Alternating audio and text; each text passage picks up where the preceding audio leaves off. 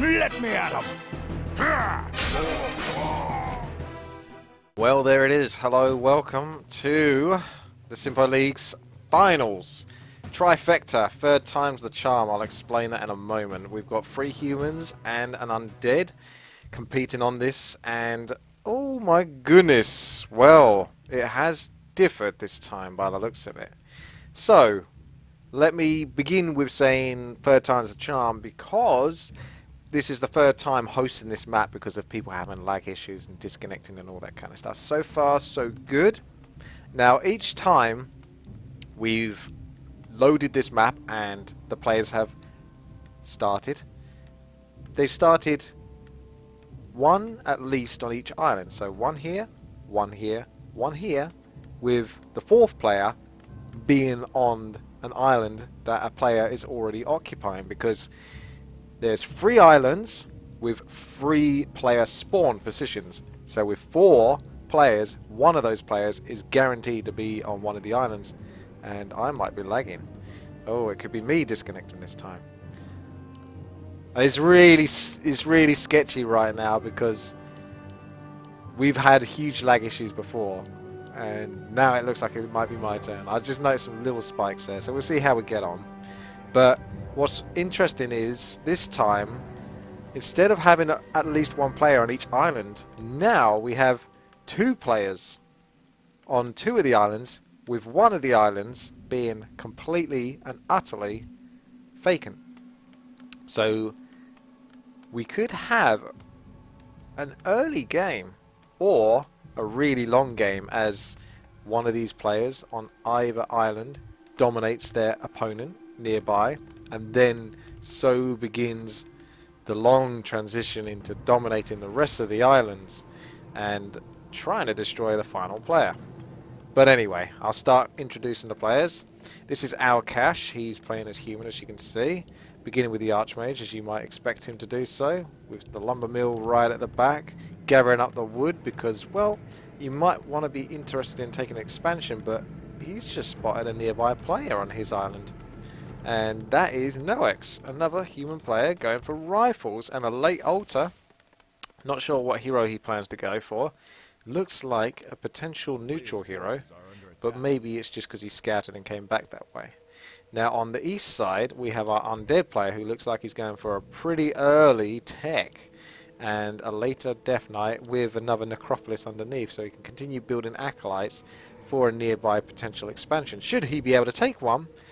But he also has an opponent nearby, and that opponent is Cumulo, who is playing as the pink human, and an Archmage has already cleared his camp, but does he have the resources for the expansion? Not quite yet, but he will build it when he can, unless, well, this fella here is DV, let I say. I did say undead, he's playing as DV, he's got Erman Trout, but I believe he's known as DV, so I'll try to refer to him as that, unless I get corrected in the chat room at some point. We are playing with a 5-minute delay, just so it's fair on the players, so that way there's less cheating going on. Not that I expect any of these players to be doing that. And we've got Noex creeping with his rifles, and he decided to go for the Dart Ranger as his beginning hero. That's curious. I wonder how that fares versus an Archmage. Anyway, we can see that Alcash is pretty much getting ready to set up potentially another expansion, because he's already got this one set. But is he going to go for another, or is he just clearing it for future potential? Noex hasn't decided to take an expansion yet. He's just creeping the nearby green camps by the looks of it.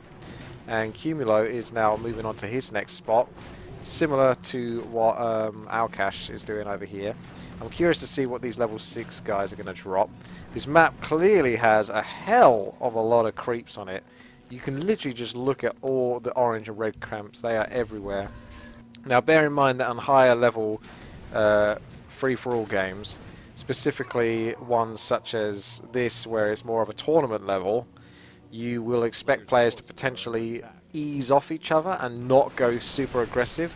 Concentrate far more on the early game macro and creeping and, well, expanding potentials before moving into the actual player versus player side of things. So I don't expect many combats.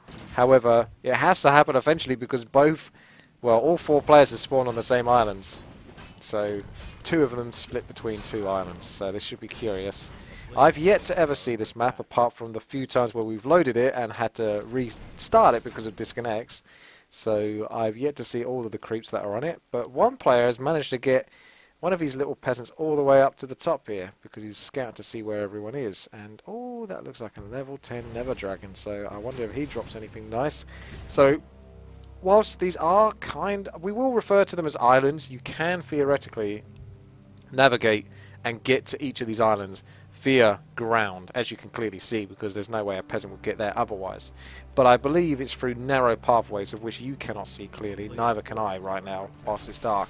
And as the map progresses and it goes to daytime and the players explore a little bit more, I can let you know and show you what is going on. So let me just... oh, there we go. I'm just trying to remove something off the left-hand side monitor. Right. Level 3 Dart Ranger. Didn't look like well, it was Alcash. Claws of attack +6 and sentry wards. Well, unless he sold an item, which I don't know where he would have sold it, I don't think he got anything good from that level 6. So it might be a case that a lot of the creeps, despite being fairly powerful on this map, are somewhat neutered in terms of the items that they drop, except for most likely the ones in the middle. I imagine the ones in the middle are probably going to be pretty damn powerful. So let's see what this guy is actually going to drop. Surely not another pair of sentry wards, because you'd expect a little bit better than that. Circlet Nobility. That is better, but not that much better. I was expecting more. Surely a level 4 can't drop anything better. Nope, Manual of Health. So if I'm lagging, I am feeling some spikes. And wow, looks like a proxy shredder being picked up there by Alcash. Far, far away from his main base because his nearest opponent, Noex, actually picked up shredder for himself, as you can see over here. And there appears to only be one laboratory, so that's something I should definitely explore a little bit. Meanwhile, just keep an eye on DV as he's taking towards tier 3. He's basically almost reached it, so obsidian statues into potential destroyers, but maybe more likely frostworms, because frostworms should be able to deal with quite a lot of the strong red creep camps on this map very easily. Here's the narrow pathway, as you can see. It reminds me of the starting World of Warcraft Burning Crusade Hellfire Peninsula area, where you have this kind of narrow red brick road. Well, actually it's supposed to be paved with Draenei corpses and bones. Quite grim, really. And I'm sure this map is no different. As you can see, the bones of skeletons, and well, that makes sense, doesn't it? Bones of skeletons, but I don't know what the hell they are apart from that being a dragon. Don't know if they're Draenei, but yeah, you can navigate this whole map. It does take quite a while to get from A to B, though, as you can see. And actually, let's say, well, everyone's getting close towards tier 3 now already, although DV is well and truly on his way with the boneyard.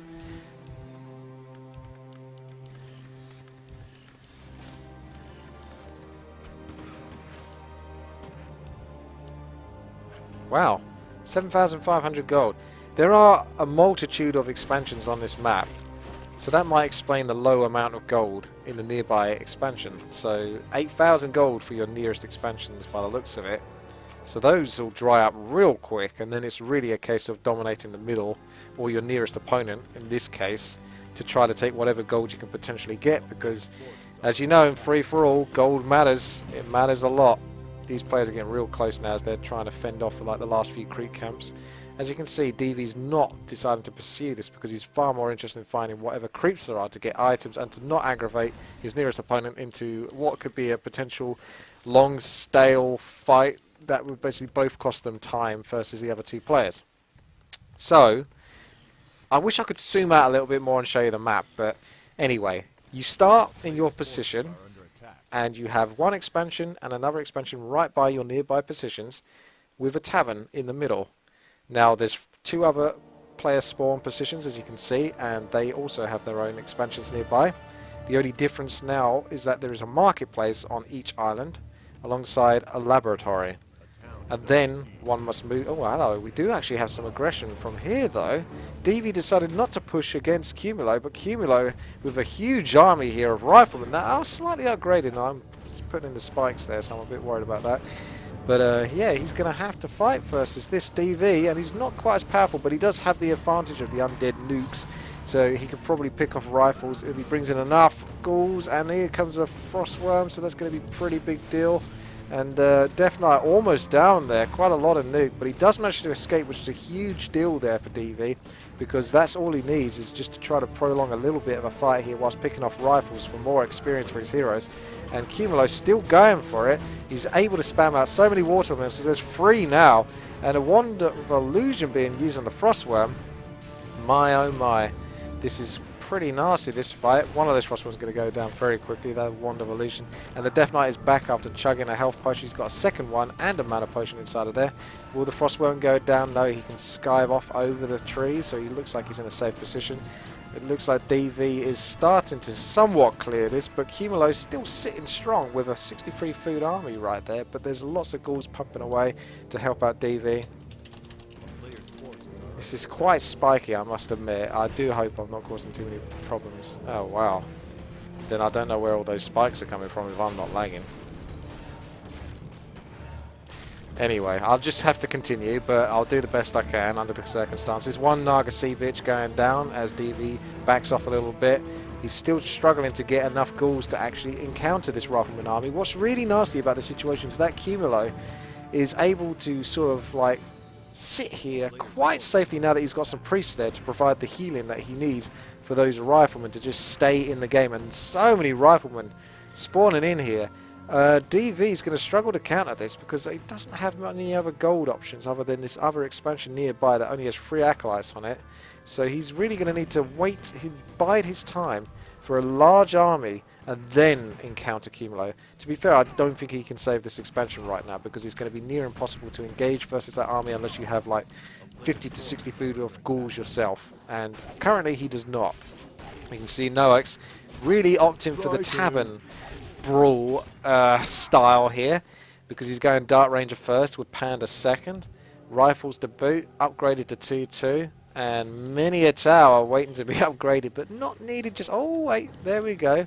Not needed yet until now. Guard towers all over the shop. Is he expecting some aggression? Oh, we got the triple racks griffins from Alcas. It was only a matter of time being a human player. So he's really opting for quite a few buildings here, as you would do in free-for-all on these higher levels. So we can see double workshop, double Arcane Sanctum, 1 barracks, and the triple racks griffins. Over here, he's creeping away next to the Fountain of Mana, and he's got triple heroes, so it looks like Archmage, Mountain King, who's hiding behind the Water Elemental, level 3, and a level 1 Paladin. So he's going to be very powerful later on if he can keep building up on those heroes.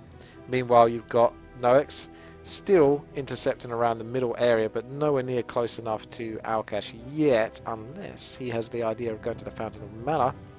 I think things are cooled down between DV and Cumulo for the moment, but you've got to bear in mind Cumulo's at 80 food.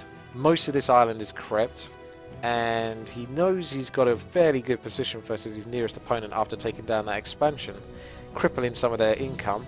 So he's probably keen on at least trying to press that slightly further, I would have thought. I feel like he's in a strong position. But he might want to get some scrolls of healing and all that, but I think you have to go to the middle to get to that. You've got fountains of health and mana all over the shop. And speaking of shops, I'm not sure... Oh, there is. But they're far off and away on the other sides of the map, which is quite hard to navigate, but one player has managed to do it, Alkash, as he picks up the Boots of Speed and Invulnerability Potion, rightly so, because that's what you're definitely going to want from a shop. The only other thing is a Scroll of Healing, but I don't think he's in a position where he needs it as much as Cumulo or even DV himself. 1 Frostworm being taken down there, very unfortunate. A lot of peasants sniped from this expansion, but going to cost him a Frostworm and a Town Portal. This gets rougher and rougher for our undead players. We might see a triple human game for quite a while here as the undead might end up fizzling out unless he can make a comeback. More creeping going down here. Giant strength belt there, very nice indeed. Archmage hanging back there, not to take the experience away from the Mountain King or the Paladin. He's keeping his distance.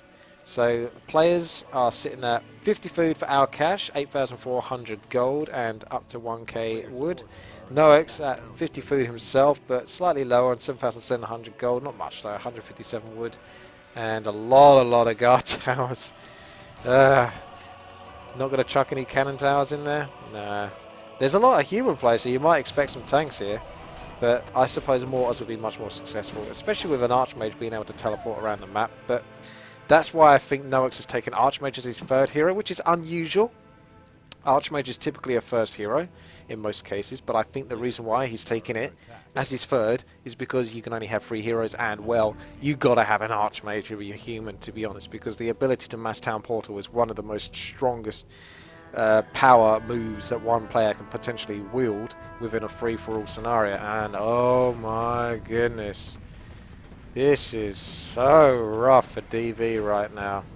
He's moving around, probably looking for some more experience from this expansion nearby, whilst his base is being utterly crushed.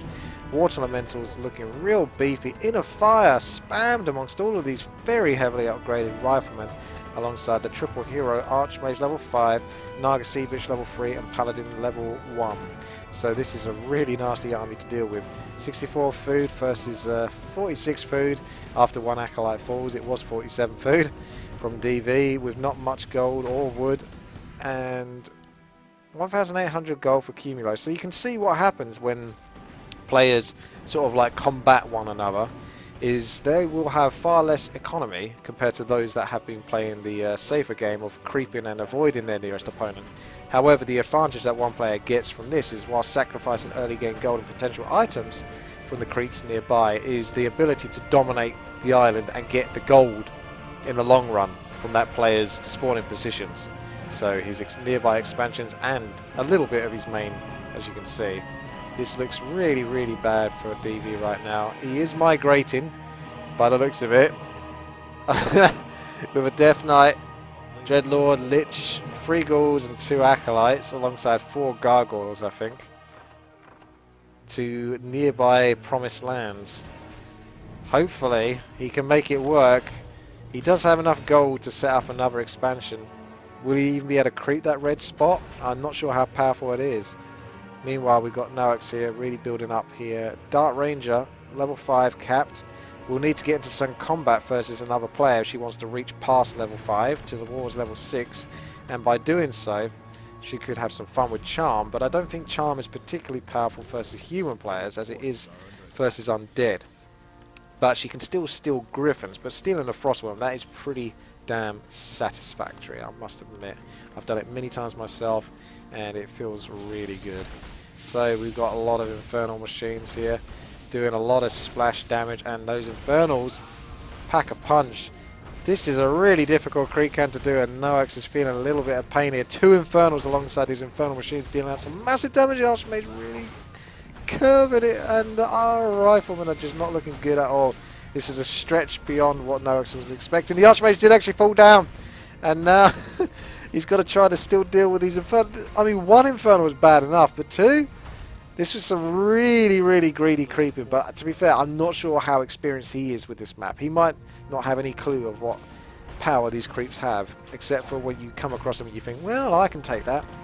He might be able to, should he be able to manipulate the pathing of said creeps, like he's doing now, doing enough damage to keep their attention, pulling them back force, so getting a few hits here and there as he builds up more and more units to rally in. Meanwhile, DV is still trying to set up a new home. He has put down an Acropolis over here, and that is already being punished by Cumulo, who has now pretty much cleared out everything that DV ever had, except for this 1 Acolyte scouting around. And Noex has managed to clear this camp. Hopefully it was worth it.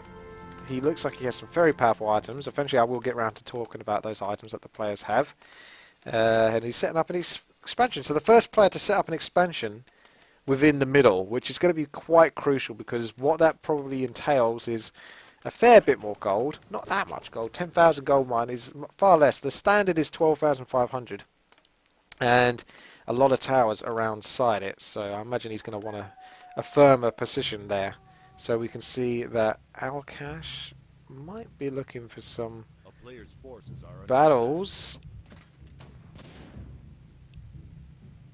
Okay, so DV's calling for peace from Cumulo. Cumulo's already taken what he needs, and he might give DV a chance to come back into the game, or at least build up. But he doesn't necessarily... Well, he might need to, because these two players nearby have each other to deal with.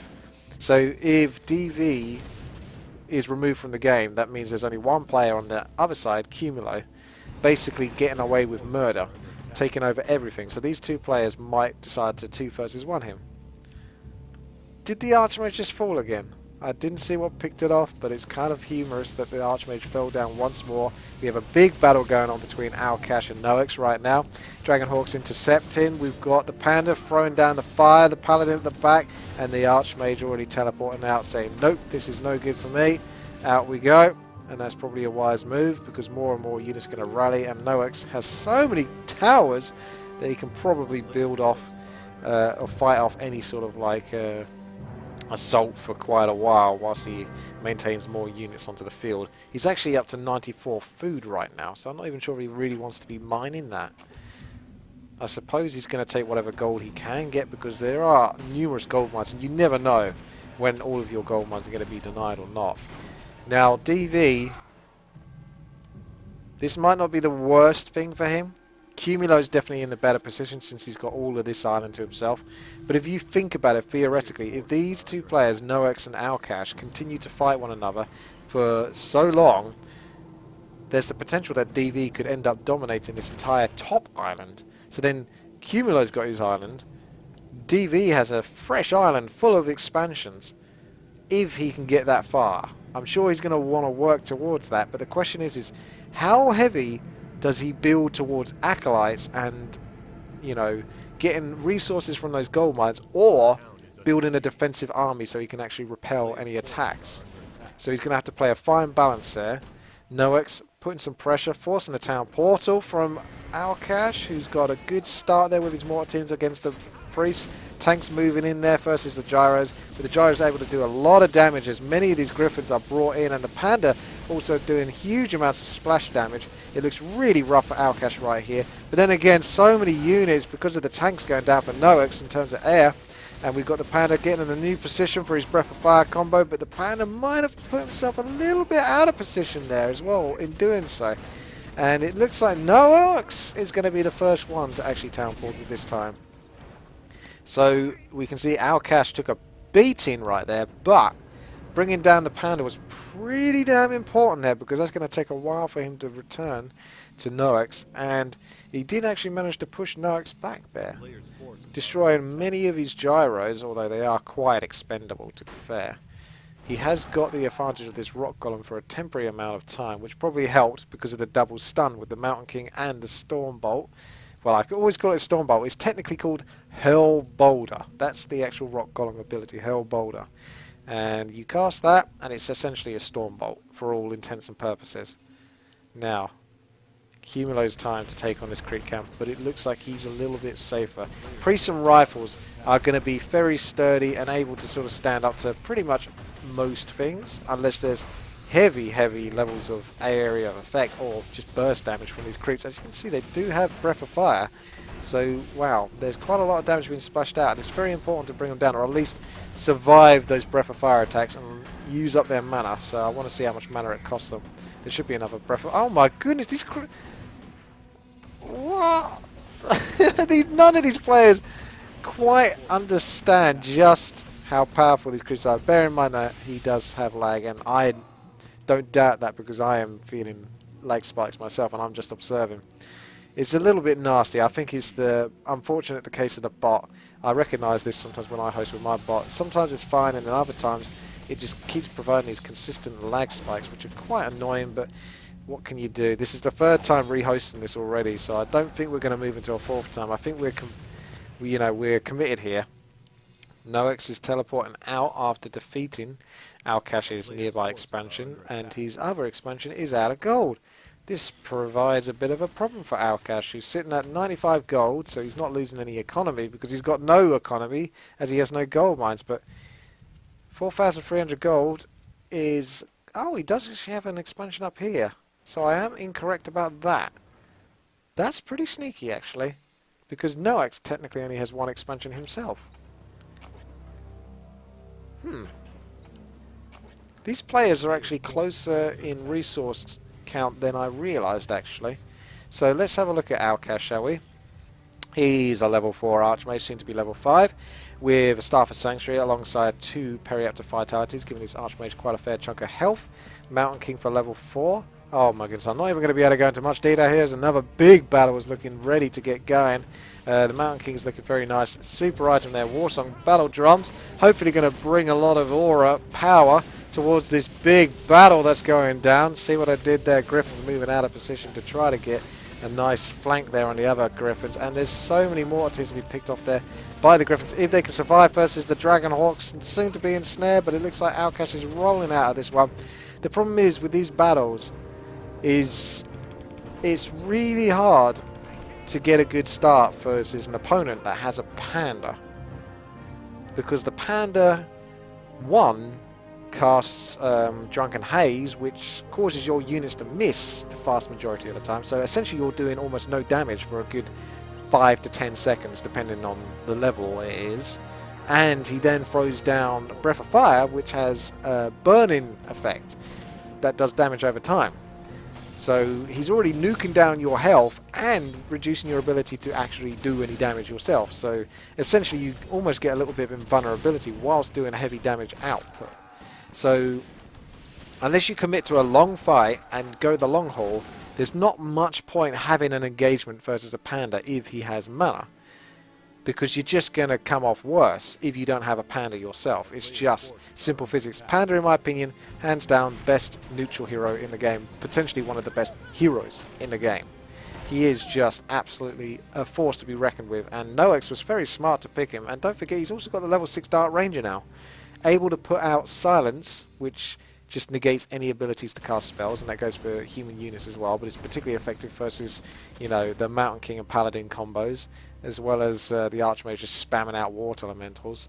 So Noex is in a pretty good position here, actually. I believe he did fairly well in... Oh no, it might not be in the semi-finals that I cast. It might have been the one before that. The semi-finals I think I did actually have Noex winning it, I believe.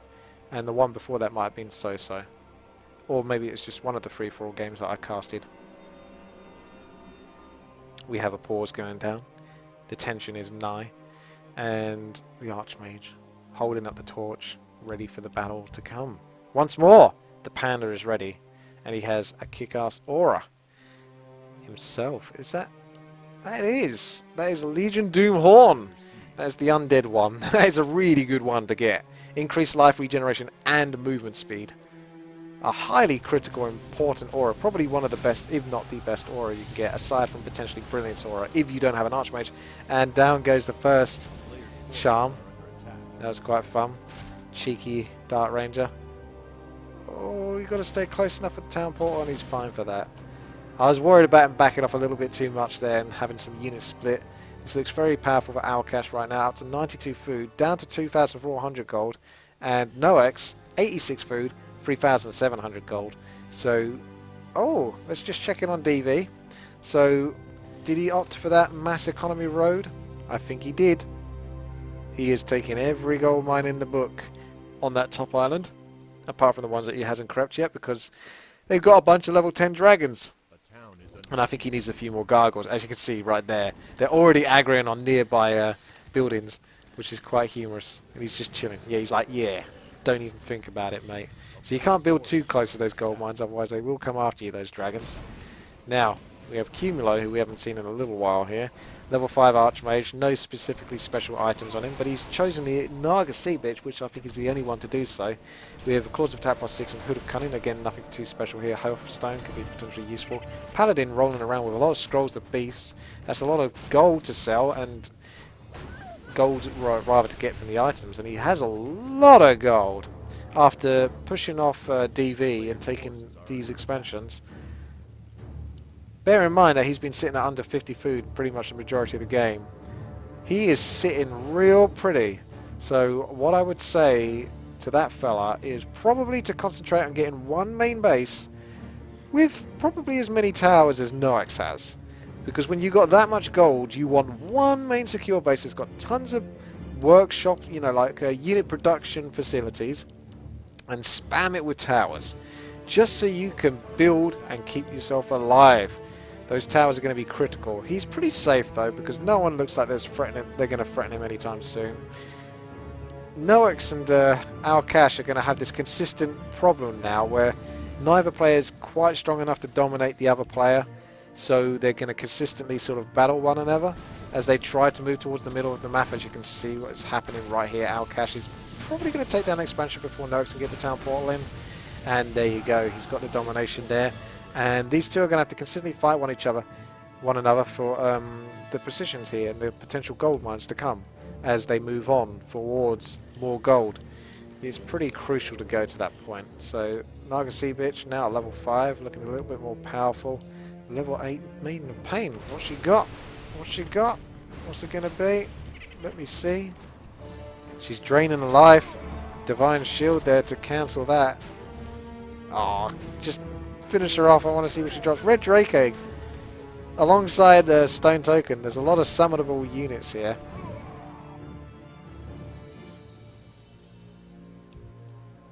The Shredder is the key.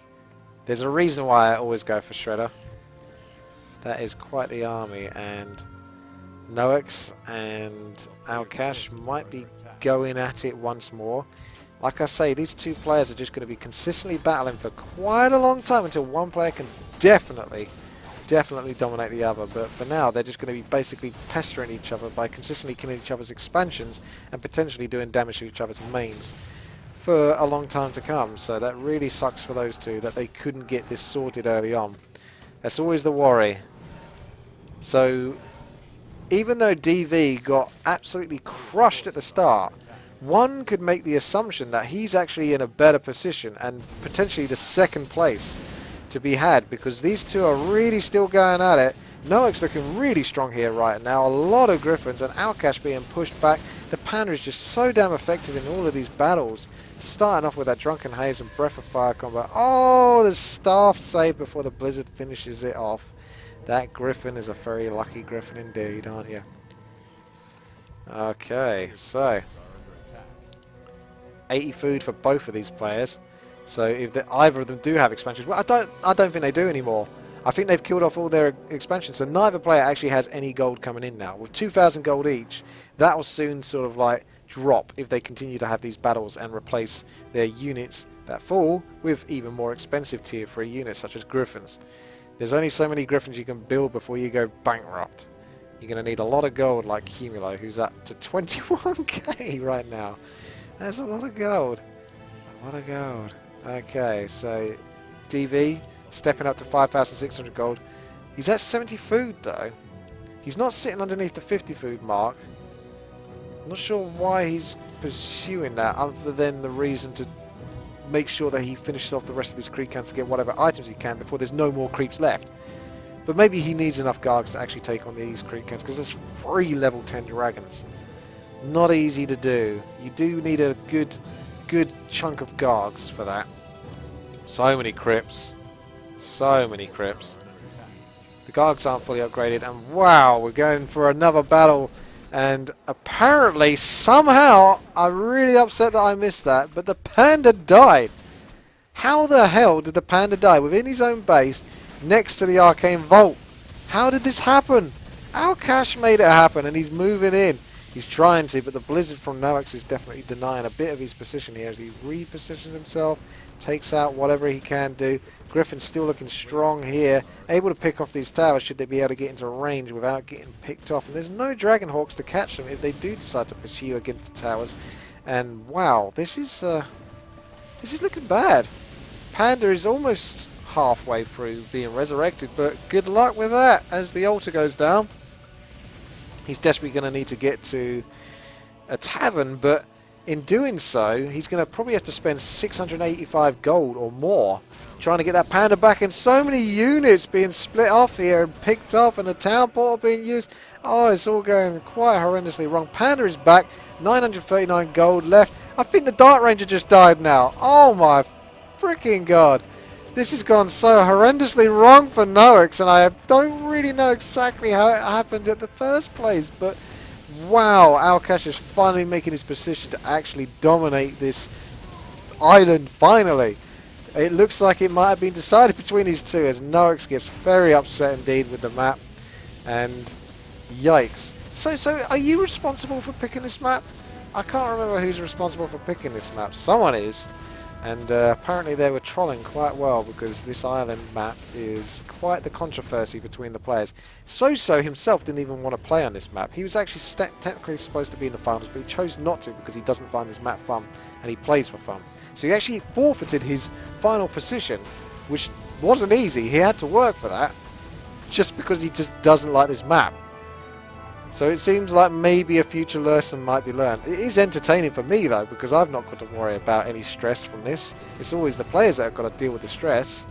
But yeah, maybe in future games, probably pick a more politically correct map where all players are kind of can at least come to some sort of mutual agreement that it doesn't completely suck. For me, this map doesn't suck, but for the players, yeah, there's a little bit of tension going on. So many people losing their heroes to creeps and stuff like that fairly early on, and these are pretty damn good players. But the creeps just catch them off, like 2 Infernals and the Infernal Machines chugging out the Breath of Fire. Although Nox, he's not out of the game yet. 63 food still. Trying to get surrounded as Paladin. Oh, wow, that was a really tight surround there. He has the Knights to catch up, but that was very quick and tight. And the Paladin, no more Divine Shield, but he does have the Potion of Vulnerability, but he doesn't use it. Wow, he went down quick there. Maybe he wasn't expecting that Breath of Fire to kick in as much as it did. So that's a big deal, that is right there. So now we have Alkash.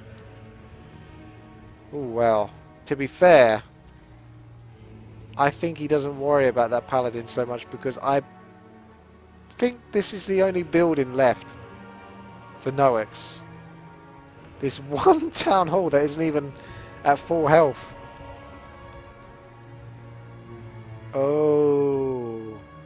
The other problem with this map is, I will say, because we've had multiple restarts and the potential chances for players to have their own island or be spawned next to another player on side of one of the islands, if you were one of those players that actually had your own island, like for the first 2 hosts, and then on the 3rd time you're spawned next to a player, you're going to be pretty pissed. So it's not a kind of map you want to rehost either. It can cause a lot of controversy and awkwardness, and wow, actually going to see one of the bigger red creep camps. The Infernal Juggernaut actually can throw down Infernals on top of the armies, and you got 2 Eridar, or you got 1 Eridar Warlock alongside a Void Walker. Looks like a lot of damage, and no, the Panda's got so many heroes being lost to the creeps on this map. What was that? Was that an... Oh, what item are we getting? Inferno Stone. Have an Inferno Stone for your troubles. I suppose that's kind of worth it if you get it back.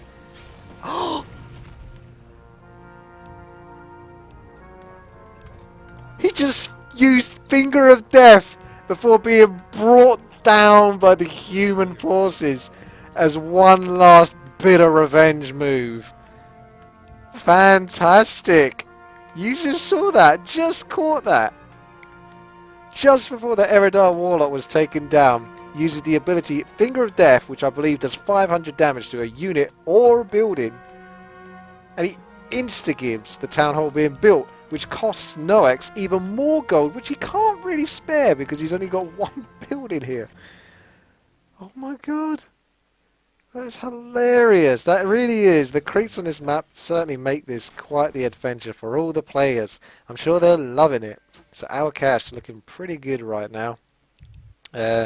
He's taken care of his nearest opponent, Nox, for the time being, unless Nox can make a comeback. But good luck with this expansion. He's going to have 1 peasant over here that's going to mine, and I think there's a good chance that Alkash might end up venturing off towards the top left, to be fair, because it's a big juicy red creep camp spot and it's another expansion spot, so he would have to logically think, well, Nox isn't dead yet, so where is he going to be? Oh, excuse me, I had recently eaten. I couldn't finish that, and oh, it doesn't get any easier for Nox. He was looking so strong before, but it looks like DV, after taking some time to recuperate and use the shops nearby as no players pester him, might be venturing this way, and who's gonna win? Well, it looks like he's actually backing off, which is interesting, because you'd figure he would probably want to venture that way, because I'm not sure if he's actually scouted there beforehand. And the Dart Ranger would do fairly well, since she could at least steal a Frostworm. In fact, she'd probably do quite well indeed versus that, so it's probably just as well for DV. And he's about to find out that there are more players on this island, this big middle part. So he might want to back off and not sort of interfere and cause his demise once more. Shade coming out. More shades, more power. 74 food. 12,000 gold for DV. And Cumulo, shall we have a look now? Do you want to take a guess at what he's got? I'm going to guess 34,000 gold. 32,000 gold. Because he had lost a lot of his expansions at the starting position because they just simply run out of gold. DV trying to move in here, get some experience. I wonder if Cumulo's going to regret leaving him alone. Because he could have pursued him. He didn't have threats from the other players. So this will be curious to see whether that does bite him in the arse. Sometimes it works for the players because they want that other player to be in the game just so it can kind of keep the other two players busy instead of doing a 2 versus 1 situation. And other times, well, it could end up costing you the game. We'll have to see how it goes. Now, I do actually have a little printout here, so I might get around to reading it if...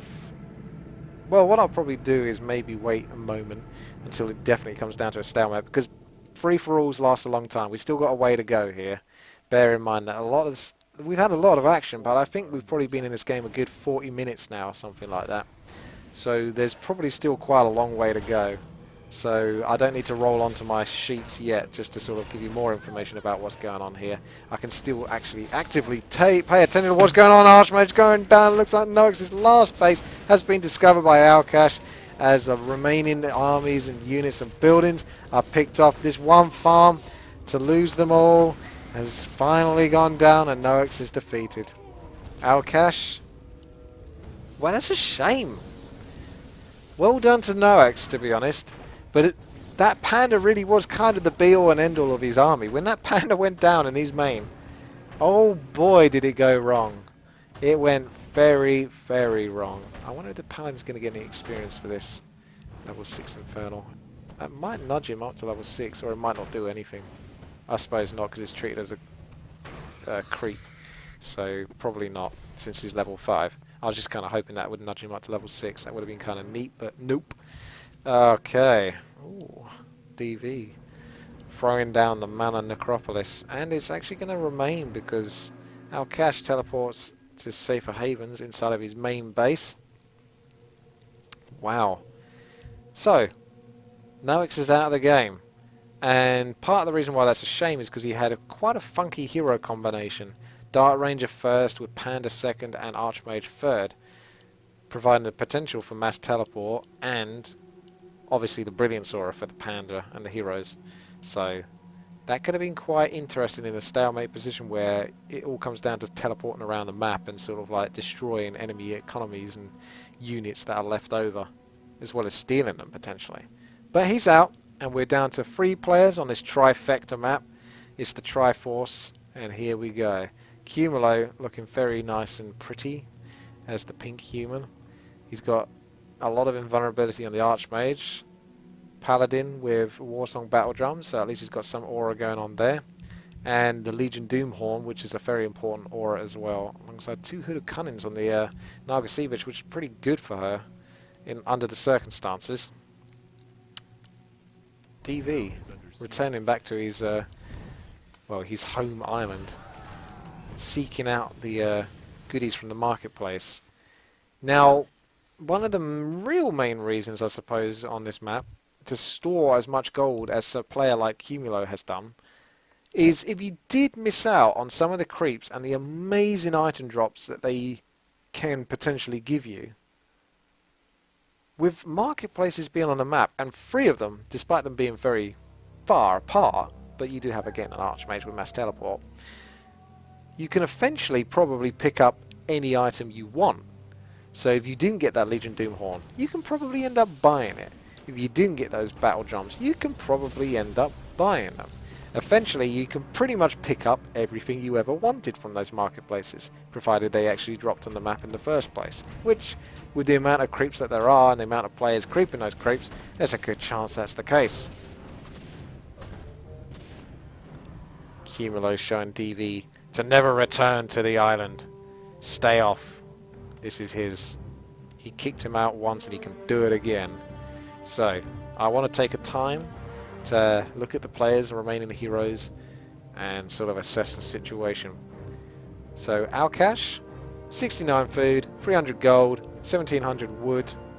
The Archmage level 6, 2 Periaptic Vitality, Staff of Sanctuary, Town Portal, with the Mountain King with 1 Staff of Sanctuary, and a Paladin with no items, so he's really shy on items, not able to buy any, that's for sure. So potentially he might want to try a creep camp. There's a few red spots left actually. Not everything has been crept, and I'm surprised.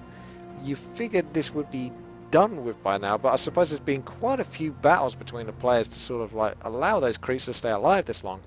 Now our undead player, DV, has a level 5 Death Knight with Ancient Django of Endurance. That's pretty damn good. It's basically like the Tauren Chieftain's Endurance aura. Think of it that way. It increases attack rate and movement speed, so it's pretty much just as good as the Doom Horn, which is the undead aura. So you can take or pick really, and he's getting into a little bit of trouble, but I think he's able to bypass this quite easily. In fact, that's a really good item for an undead to have, because he's already got the Death Knight for the movement speed with the Unholy Aura, and now he's got extra movement speed thanks to the Ancient Django. So basically he's moving incredibly fast.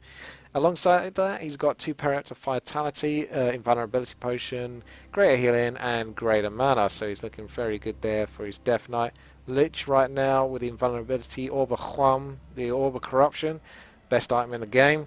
Boost of Speed, Town Portal, and Periaptic Vitality, and Scroll of Healing. So again, quite kitted out there, but no major items or creep drops, particularly on these items. More kind of consumables that they can pick up anywhere. So, Scroll of Town Portal for the Dreadlord. We might pick something up here.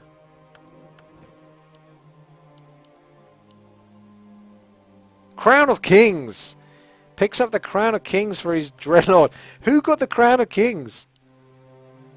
I'll have to... Well, I'm going to continue looking at the players, but I don't know if one of the players got a Crown of Kings. That is one hell of an item. That's what I'm talking about. You get enough gold, and he's up to 20k now.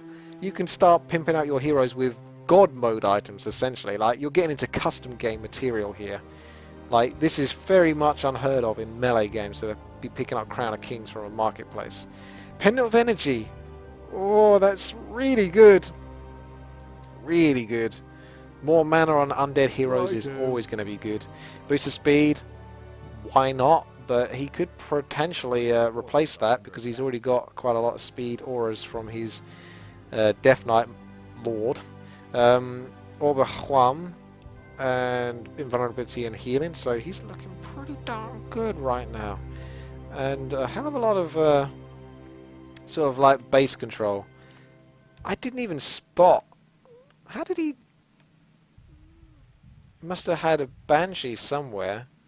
At some point, stole a human player's peasant, and is now... What? He's building up towards castle with an Ultra Kings, but he can't get a third hero because he's already got 3 heroes. So you can't get a hero from another race if you do that. If you've already picked 3 heroes, you have to stick to 2 or 1, and then you can choose their heroes. So just bear that in mind if you're thinking about doing a strategy. You can't go and get yourself a 4th hero or replace one of your own. That's it. You're done. But he can get access to those human units, which is why Undead could potentially be, even though I think they're supposed to be the weakest in free-for-all, they can also be the wild card because of things like the Possession. We've seen it before in one of the free-for-all casts that I did. And we're kind of seeing it again where you... Last time it was an Orc player that was possessed, and the Undead had access to all of these casters, so Spirit Walkers, Witch Doctors, Shaman. Basically probably the best race you could possess in that case, because the Orc casters are incredibly influential. Humans, not bad at all either.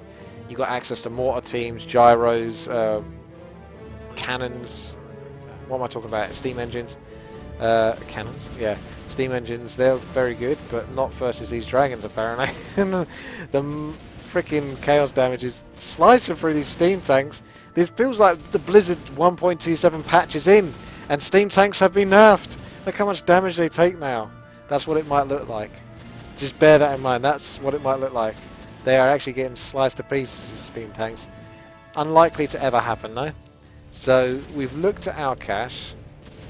We've looked at DV, and now we're going to look at Cumulo, who's chasing off DV, and he must have the Crown of Kings, otherwise I guess it can just eventually pop in from the marketplace, but people have told me time and time again that the items from the marketplace are dictated by the items that drop from creeps on the map. So one of these players must have Crown of Kings. If not, no they don't. Not that I can see, unless Noak's had it on one of his heroes. And that Naga Seat bitch takes a lot of nuking. Good job there by DV, attempted to bring her down. Did force huge heals and invulnerability potions, but he couldn't prolong that fight any longer and wisely gets out. He is picking a strong enemy there though. I mean, they've already had a battle right from the start when you think about it, but 32 gold for Cumulo is still more than what DV has currently right now. So, oh look, Cumulo letting people know, or rather one person know I suppose at this point, the other player, our cache, the situation. He's saying, DV's at 50 food. That means he's got lots of gold. That means we need to kill him. That's what he's trying to say. So the Archmage for Cumulo with 2 parry-ups of Vitality, Divinity Invulnerability Potion for 25 seconds, Staff of Sanctuary. Where's these other heroes gone to? Where'd you go to? You're hiding away from me. Aha! That is one fast Naga Sea bitch. Yeah, she's got the Boots of Speed, she's got the Doom Horn, and she's got the 2 Hooded Cunnings for the Intelligence and the Agility, with a parry up to Vitality, alongside a Invulnerability Potion. And the Paladin, with a chunky Invulnerability Potion, Healthstone, Scroll of Town Portal, and a very important item, Warsong Battle Drums, as we noted earlier, does increase your attack damage by 10%. It's one of the weaker endurance auras, well, auras overall, but still, if you can get it, I would take it. With the Belt of Giant Strength and the Orb of Fire. Imagine if you could get the Orb of Corruption from the marketplace. So there we have it. We have our items from our players, their situation, 32k gold, level 5, level 5, level 5. I'm surprised he isn't at level 6 yet. It's going to be pretty important to get that Archmage to level 6 as the game progresses towards the later stages with potential mass tank strategies. You could build like 12 workshops and just spam out tanks and consistently teleport all over the place. And just, the tanks will do so much that the players will need so many cannon towers in order to defend first, is it? And maybe that's the reason why DV's even got this castle, is so he can actually build towers that belong to the human race, such as arcane towers, cannon towers, because if there's one thing undead can be particularly weak versus is human siege tanks. So they have to invest in a lot of meat wagons otherwise, which aren't the best units for an undead to carry around. Steam tanks are very useful versus undead. A player's forces are under attack. I can't believe I've still got quite a lot of my water left. I haven't lost my voice. Slippers of Agility, one of the lesser items. As you can see, the marketplace drops these following items that I'm currently hovering over with my mouse. The Hilarious Flute of Accuracy looks pretty tempting, particularly as an undead, because they tend to roll out with a lot of air units, and I wouldn't be surprised if he picked it up, but he hasn't. Which is surprising to me. Righto. Although his heroes are really kitted out with items, but I think he could drop some of the some of the consumable items, and potentially the boost of speed on the Dreadlord, simply because he's pretty much quick enough as it is. I think the Hilarious Flute of Accuracy should be picked up, especially when you're in a position where you've got 26,000 gold. It's like, even if it costs you 1,000 gold, that's a good investment. It's unlikely to cost that much, but even if it does.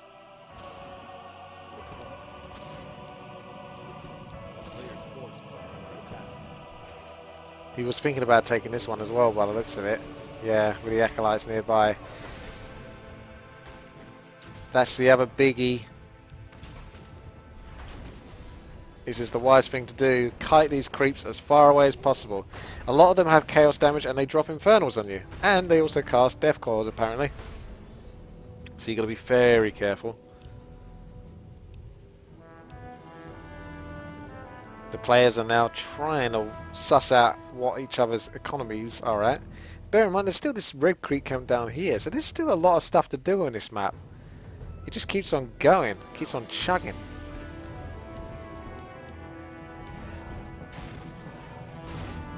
A lot of this terrain has this unbuildable tile set, so you can only build in certain positions, so you have to bear in mind. I believe you cannot build on top of this red tile set by the looks of it. It looks unbuildable to me, so you can't spam too many towers in the middle like you might be tempted to do. You can only build it in small pockets of space like these, where it's more orangey. That's the kind of land where you can build, if you see here. So you could build towers alongside there, but you can't really stack them all in the same area and try to sort of like eventually take dominance of the middle of the map. Is that Elder Voidwalker? I thought for a moment there he actually belonged to Cumulo there, like he somehow managed to steal him. He's making Cumulo take quite a lot of damage as he returns back to his gold mine position. Infernal's going down, Naga Seabitch tanking it. She don't need no mana shield for that. Well, she might want to get back now, yes. And the Eridar Warlock, will he chuck down a Finger of Pain? No, he doesn't before going down. So funny. When he did that versus the Town Hall. And a cheeky scout here from the Zeppelin from DV. I don't really see any super items being dropped. I think these creeps just essentially are there for experience, but even then, by this point in the game, they must be there just for the gold mine. Just for the gold mine, because the items that they drop are pretty pathetic considering how powerful they are. And you're going to have level 5 heroes all around the board, quite likely, if you're going to be creeping them by this stage in the game. Most likely. Yeah, you can see all the players pretty much do at this time. That's 38 levels of creep right there on one spot, which is why it's quite difficult. And one of those creeps drops an Inferno, so technically it's probably much more like level 45-ish. There you go. Level 8. So it's actually 46. So you got 46 levels of creeps there. Good job to nuke down that suffering bitch as the Mountain King tries to go in there, but does take a lot of damage. He actually puts down the Avatar, so he just does not die. Finger of Pain being used against the Spellbreaker. It looks like it's 300 damage then, potentially. Oh no. It doesn't seem to be doing anything versus the Spellbreaker. I'm surprised he can even cast it on it, considering it's a spell, but maybe it bypasses it because it's an ultimate. Anyway, this looks a little rough for Alkash, but he is slowly making progress, but he's only got his heroes to do damage with.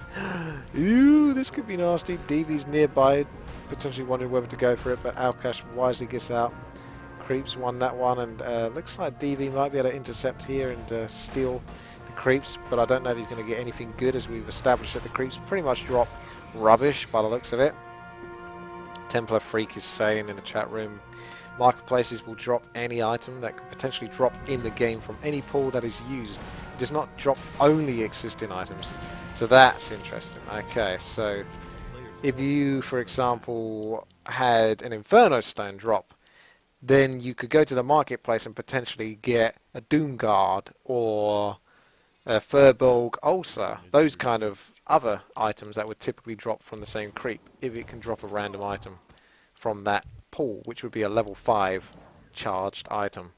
So that's how that works. We've learned something today. Hopefully that is how it works. Otherwise, how the hell does that Crown of Kings exist? But the Crown of Kings is an artifact item, and I haven't really seen these creeps drop much that seems powerful like an artifact item, like Cannon's Dagger or Ring of Protection, you know, frickin' +5. That's not really that special, but I think that is actually genuinely an artifact item. It's terrible. But Cold Orb of Frost as well.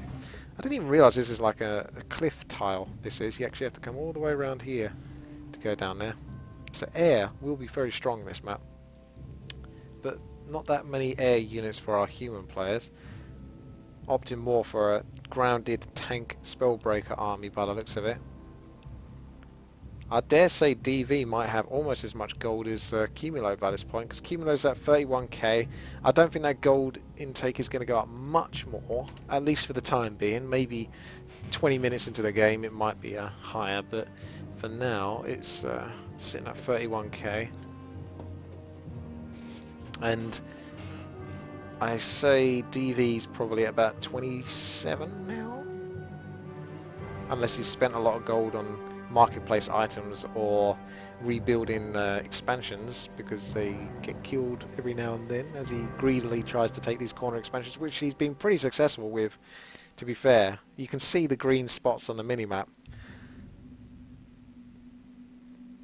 So you got to bear in mind that this game could go on a long time, because we're not even down to 2 players yet. We've still got 3 players, and what that means is long stalemates, as they're all sort of like equally positioned apart from one another. And if you want to really go for their main base, you have to delve right in, and typically free-for-all players try to stay in to like the last moment, so it's not like they're going to lose and have a bad fight and then just leave. They're going to stay until pretty much almost everything has been destroyed, so you're going to have to go for a lot to get to that point.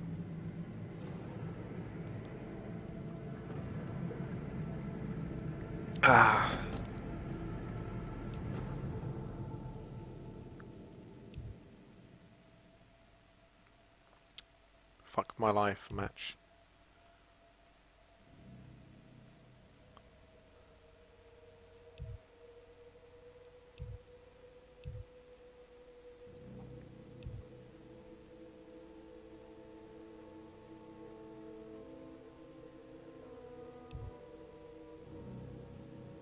I'm not sure who threw down the pause. I have to assume it must have been DV, since he hasn't spoken anything. He's got a lot of gold to use, and he's going to lose it all if he disconnects or, you know, just goes AFK. Have to see what's going on. Currently, I think it's Cumulo's Archmage that I've currently got highlighted and yet to be level 6. That's always the curse, is having an Archmage and not having level 6 with it. You get that close and you can never find a way to get experience to actually push him over the edge to get level 6. It's so crucial to get level 6 with an Archmage. If you don't, it can very well cost you the game. It's just like so make or break for a lot of cases. You shouldn't be dying anytime soon with those invulnerability potions. I think they might be on different cooldown timers as well, because they're different items, even though they're technically invulnerability. I'm not sure. I might try and pay attention to that. Looks like DV is back. There's only so many times you can pause the game as well, so you want to be careful with that. Oh! I didn't even get round to this. So you got 4 mercenary, well, you got 1 mercenary camp in the middle, and it drops, well, it gives you access to some big ass creeps. Wow! He's flying all over that. 1 priest being caught out as the rest of Cumulo tries to catch up with the very speedy undead. Unfortunately, I can't show you this mercenary camp unless you get close enough. Okay, so, oh no, we're going to go back to a battle on that. Death Knight might end up getting picked off with 1 more. Oh, good use of invulnerability potion, because I believe the Paladin was just about to raise his hammer there. He wants to see what's going on here. He even used his Death Pack just to make sure the Paladin can't finish off his Death Knight. So the mercenary camp here in the middle. Hire a Polar Firbolg Osa Warrior, or a Skeletal Orc Champion, or an Ogre Lord, or a Deep Lord Revenant. Now I do have on this sheet in front of me some details regarding what these creeps can do. It's a shame I can't give you permanent vision just to show you. There's so much going on. I've still got it, and now it's gone. Okay. We might get back to the middle though in a moment, as someone might want to get one of these creeps. So let's look at the Polar Firbolg Osa Warrior. This guy cost 1,000 gold. 1,000 gold, 300 L for some reason. I'm not sure what that is. I don't think, unless it's wood. Well, that's just, oh yeah, lumber. 300 lumber, okay. 600 second cooldown, so that's 10 minutes into the game that you can pick him up. And 8 food. So he starts at 830 seconds though, so I don't even think you can pick him up technically. Oh yeah, he starts at 800, so more than, so like 12 minutes and a half, or more than that basically, definitely. And then after that, if you pick him up, it's going to be a 10-minute cooldown before you can pick him up again. So when you think about, if you purchase like one of the big green dragons from like Dragonshire or something like that, you're talking about long cooldowns between the time you can get another big level 10 dragon, and rightfully so. The Skeletal Orc Champion is 700 gold, 200 wood, with a 500 second cooldown starting at 500 seconds with 7 food. So he's slightly less timely. And is that Paladin going to get another Divine? Oh my goodness, Holy Light! The Death Knight is so fast. The Paladin's pretty damn nippy himself. He has got the Endurance Aura himself and a boost of speed. The Death Knight doesn't have the boost of speed, but with the Unholy Aura is able to outmaneuver the Paladin there, which is really crucial there at that point. Look at those long-range fireballs coming from the Paladin. Death Knight trying to move in for a potential coil, but he's got to keep his distance as much as possible. Holy Light has a really large radius. I think it's like 800 range or something like that. Looks like the Frostborn actually gets us to escape. All the players finally meeting each other for possibly the first time of the game. Alkash is like, fuck this, I'm out. And plays it as safe as possible. And then picks on a peon that was doing nothing. Poor little guy. So the Ogre Lord from the middle of the map, the Mercenary Creek Camp, which we might be able to get a little bit more access to. The steam tanks roll by. Oh, there's no fission. No, they're denying me. Okay. That Ogre Lord, like you would find in the Lost Temple near the Goblin Laboratories, 700 gold, 250 wood, 500 second cooldown, starts at 500 seconds, so 7 food. Very similar to the Skeletal Orc Champion. I think I'd rather have the Skeletal Orc Champion than the Ogre Lord, because the Ogre Lord feels a little bit more easy to pick off. But then again, the Skeletal Champion is also easy to pick off. He's also got heavy armor. He can chuck down coils though, so it's like having another hero if you can keep him alive. Whereas the Ogre Lord does a crappy kind of shockwave, which is annoying, but not going to be as powerful as a coil. And the Deep Lord Revenant, probably the best one, although the Firbolg Osa Warrior can also be incredibly powerful. I believe it has a stun, if that's the one I think it is. But it's a polar Firbolg Osa, so it might be slightly different to the one I'm thinking of. But either way, the Deep Lord Revenant has 1000 gold, 300 wood, 600 second cooldown, alongside starts at 830 second cooldown and 8 food. So it's very similar to the Ursa Warrior in terms of like, you know, the initial starts, costs, that kind of thing. It's in fact identical. And I can't remember exactly what it does. Probably has something like Frost Nova, but none of the players so far have decided to opt for one of these units. And they can afford to do so, because it won't get possessed by Banshees or a Dark Ranger that doesn't even exist in the game anymore. Because they're past level 6. Or even level 5. So they're fine for that. The players have kind of disappeared at this point. Cumulo has actually pushed off DV from the corner expansions. And Alkash has taken the other, which leaves DV with this potential expansion here, up in the middle, as the other 2 middle expansions have been already devoured. Alkash does still have some gold remaining here. He's getting close to 9k gold. Cumulo 30k gold. So he's been sitting around that mark for a long time now, so he's still doing fine for gold. DV up to almost 29k gold, so he's very much close towards Cumulo's level, and with the ability to use human buildings, and look, he's upgrading all the researches for the human units, so he can mix human units alongside his undead army. He could end up having the biggest advantage here. The Undead Hero Nuke is incredibly powerful, however he does have to worry about the Paladin Holy Light on his Death Knight, but keep him well enough protected, and good use of Invulnerability Potion might be the way to go, alongside Death Pact as well. But he's needs to get really powerful with the Death Knight before he can get much out of Death Pact. At the moment it's just kind of expensive. He's only going to get 100% of the health, whereas I think level 3 gives you 300%, so if you had a ghoul, for argument's sake, you'd get 990 health, I think, from the ghoul, from one ghoul, one Death Pack. So you can pretty much fully heal your Death Knight from just one ghoul. So it works on gargoyles as well. Gargoyles will have like 385 health, I think. So you'd pretty much definitely get guaranteed full max health at that stage in the game from just one gargoyle, which is pretty good cost. 185 gold and what, 20 wood for, you know, 1,100 health heal. It's pretty worth it, I would say. So I'm curious as to what. Oh, hello. Just going to bump into each other here. Watch out for your Frostworm. Watch out for everything, to be honest. Strong sleep there. That's always good to have the Dreadlord, I think, as your third hero is undead. I mean, you can get the Tavern heroes. He's getting blocked by his own shade there. It's quite amusing. Well, it seemed like it was, but the other player can't. Should be ethereal. But anyway, he's being tracked down. Oh, the nuke, but the Holy Light timed lovely there to get the full maximum heal. There's an invulnerability potion. The Death Knight's taking a lot of damage with vulnerability on him. Probably going to continue nuking the Naga Sea Bitch, and then she's going to be forced to use hers. But then again, he's going to have to use the coil. Oh my god.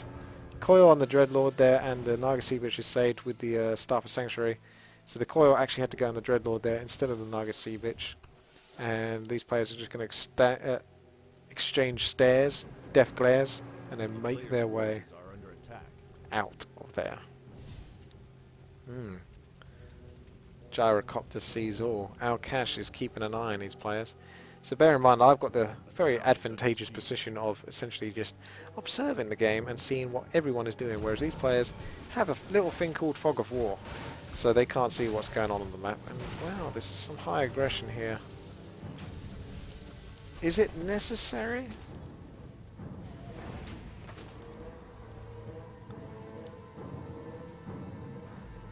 That poor Frostworm. The Lich doesn't know how to save it, and the Lich might end up losing his life. No, he's okay, but there could be another Holy Light or two coming in, but I think the Lich will escape. Bear in mind, even casting the Holy Light actually costs you sort of movement speed time. And you can see the Lich is very slowly, well, I say slowly, very speedily actually, narrowly getting away from the Paladin. That is so fast. That speed. Look at them go.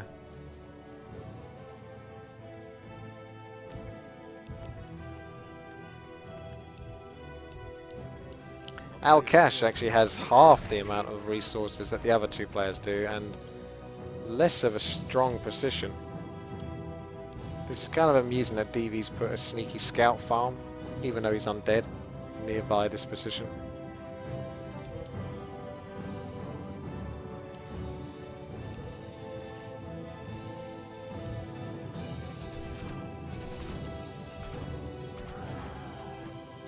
Even scouting peasants in DV.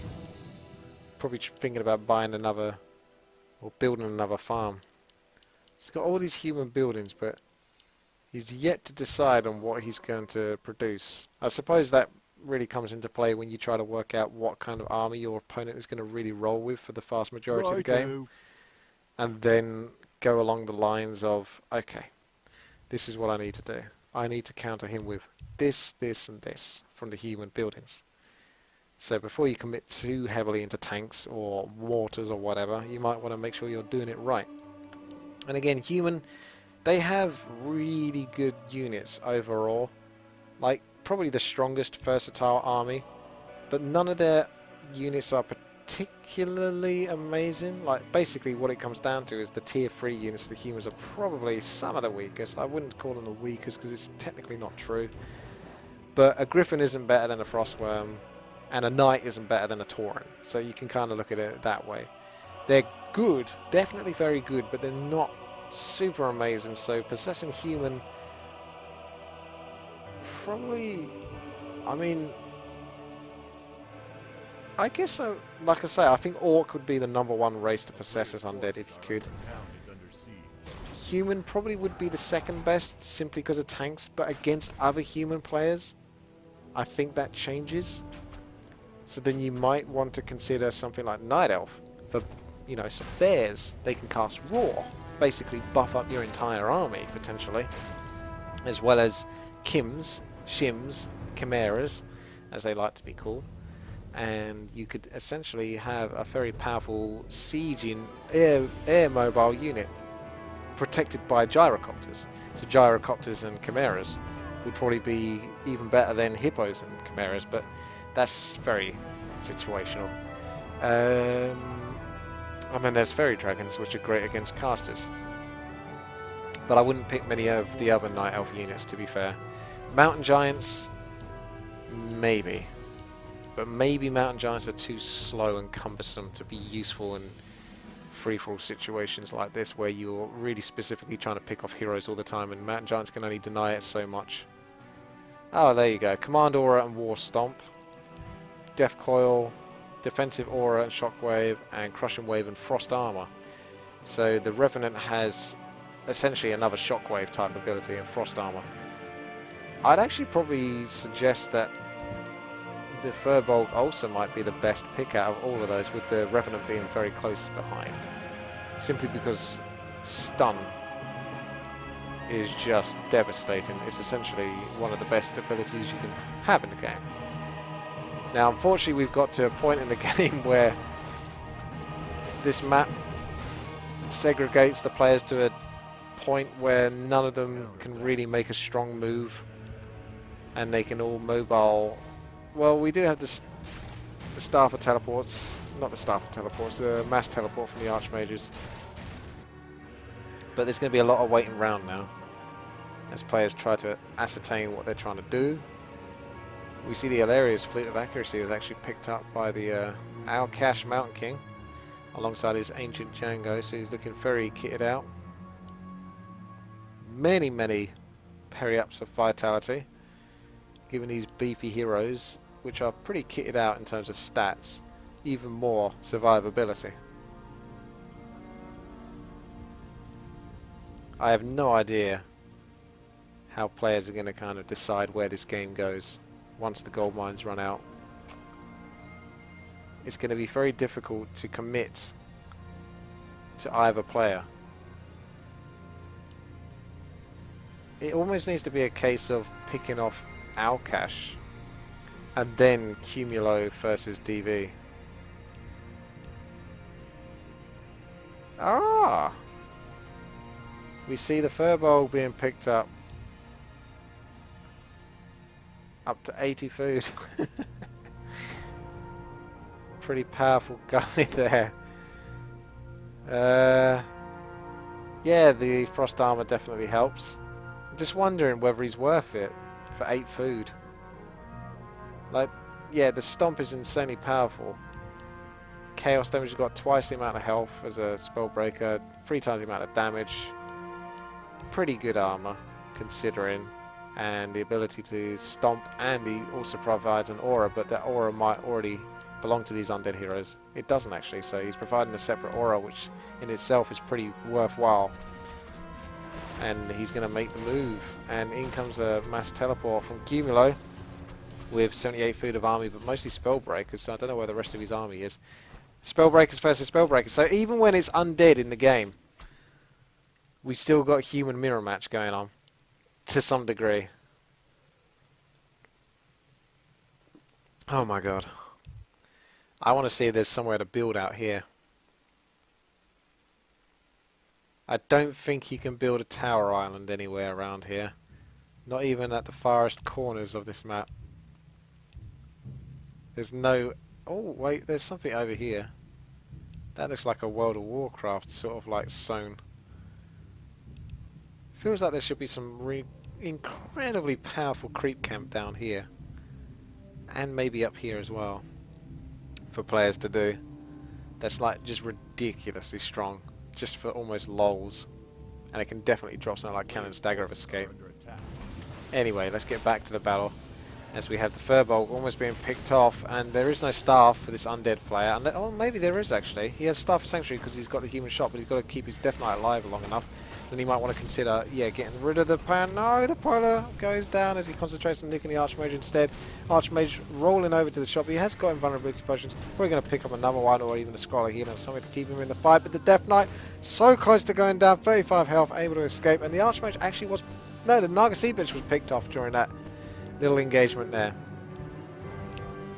That Death Knight has had so many close encounters with just a scrap of health to escape with. I mean, the insane amount of heal that he gets from the Unholy Aura, and I say insane, but insane enough, and the speed provided by it is just enough to keep giving him those kind of, well, escape death, ironically, as a Death Knight situations. Oh, goodness me. Alcash still with his gold mine in the middle and the one down below, so he's going to get a little bit of gold back, which is really important because there's one thing Cumulo and DV have is a ridiculous amount of gold. 35k, 36k now for Cumulo, and 25, may I say 26k for DV.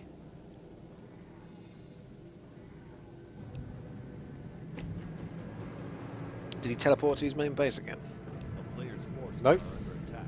He's teleported over here. And he's deciding to try to get some more experience for his Mountain King. That's kind of what players are going to be doing at this point. Is that there's one good thing about expansions still being left around.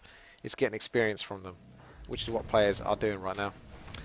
Oh, it's like I've got something stuck in the back of my throat now. I think my throat has got to that point. My voice is gone. Almost. It's okay, but it feels like there's something at the back now, so I can't seem to get rid of that even with water.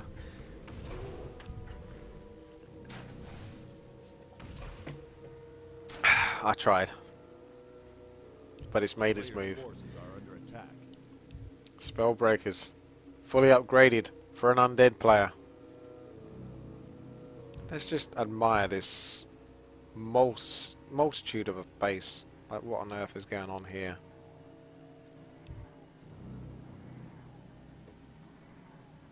It's like a campaign level on crack.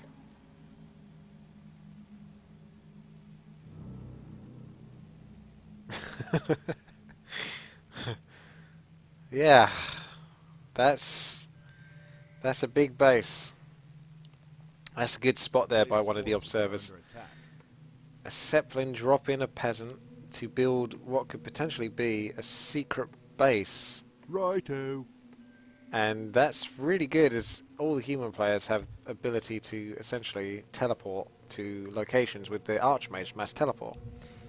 So if worst comes to the worst and he's forced back by the other players, he could just sort of like hide, providing they don't scout it, and let them fight each other and then maybe come back into the game later on.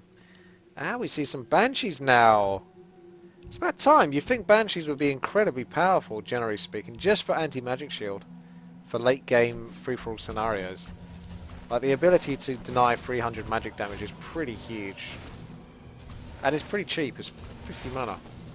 Unfortunately, these players do have lag spikes alongside myself. So hopefully they have the best of luck in these situations of micro, but my goodness, I would be just not happy in this case. That was me.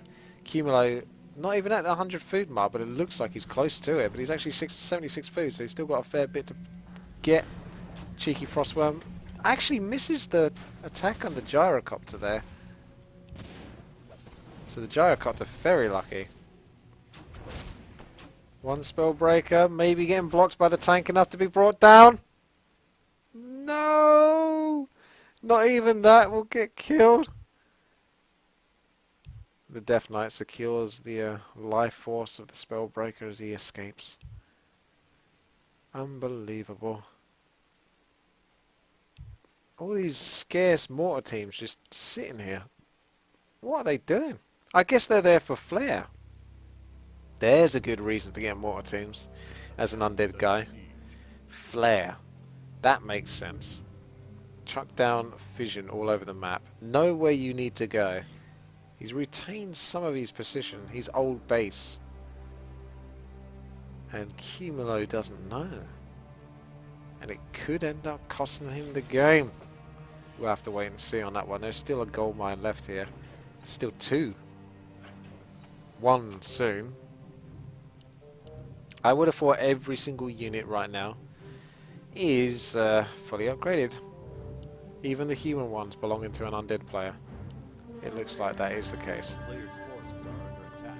The arcane towers are also useful here because they can provide a mini version of Farsight. So it lasts a long time, but it only reveals like about this much.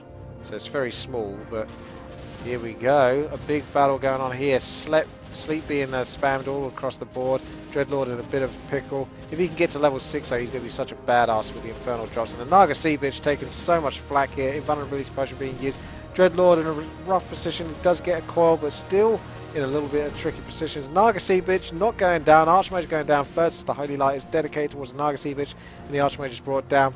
It does look like the undead army is stronger than the human army in this case, especially with the Nagasivich being so vulnerable, causing the humans so much stress right now, just trying to keep her alive all the time. Orbaquam putting so much pressure on her, and down she goes in a second. No, the Holy Light denying it, but down she goes once more, for real, as the Lich is almost brought down himself. A coil secures the Lich's life, and triple heroes for the undead still remain and fight a mock.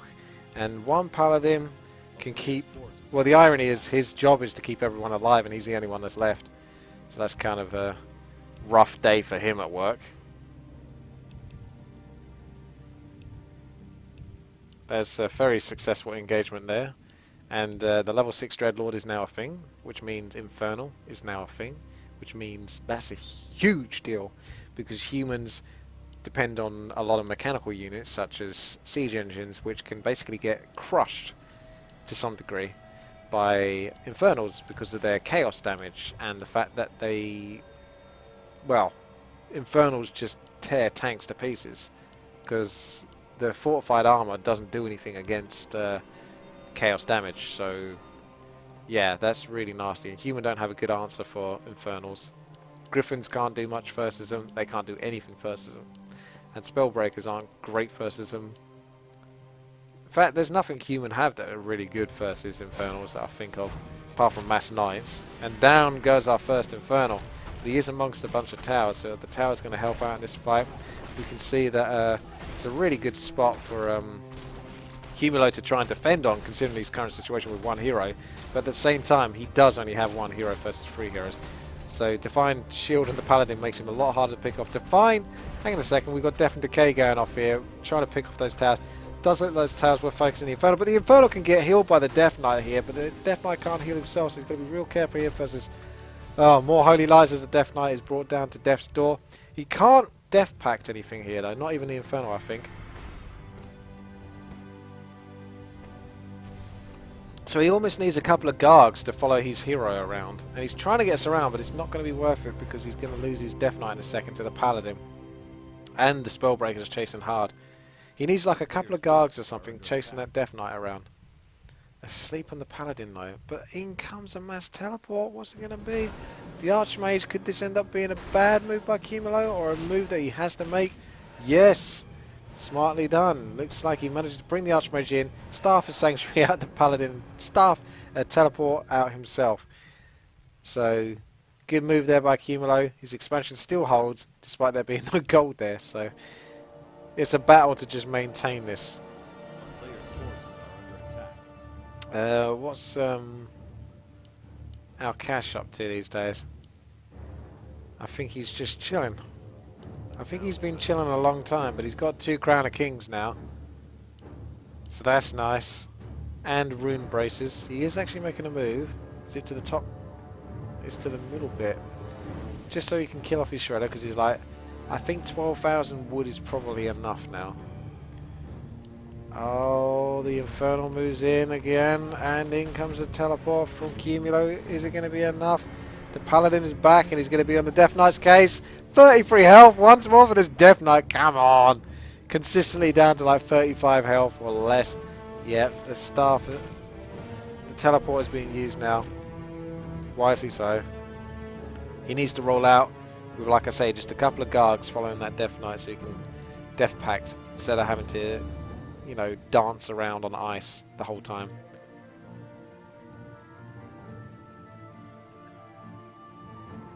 Ah, it's like a frog in my throat. It's not good. It's not good. The Shades are a nice touch, but I think the Flares are probably better. They do have a long cooldown, but they do give vital information. 33k gold. It's going to take so long to go through. 23k gold.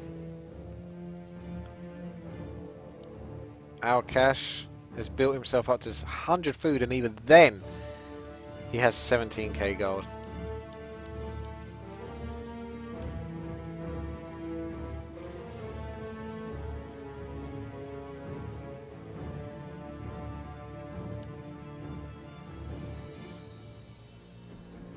Archmage making his move.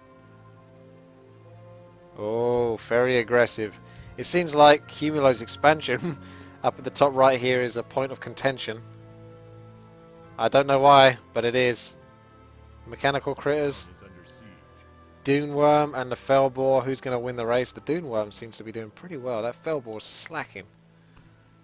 Okay, Cumulo's expansion is finally been brought down.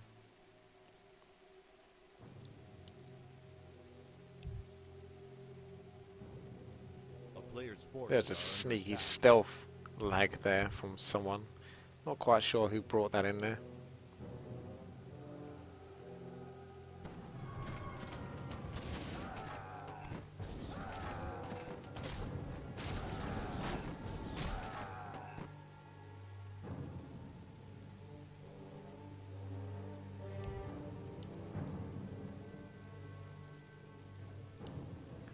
The Lich is used. I mean, there's been a fair few consumables used, so there might be a new revisit to the shop nearby just to pick up more invulnerability potions.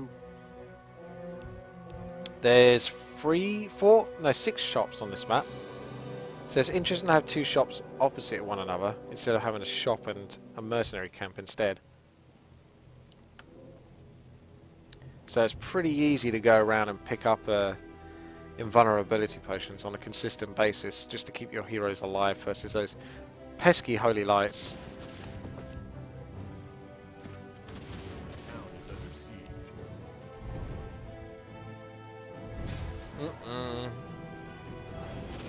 That's Alkash. And he's ready. The Gargs are ready though, and they are intercepting strongly versus the Griffins that are moving back. We've got the tanks doing some huge damage to the Gargs.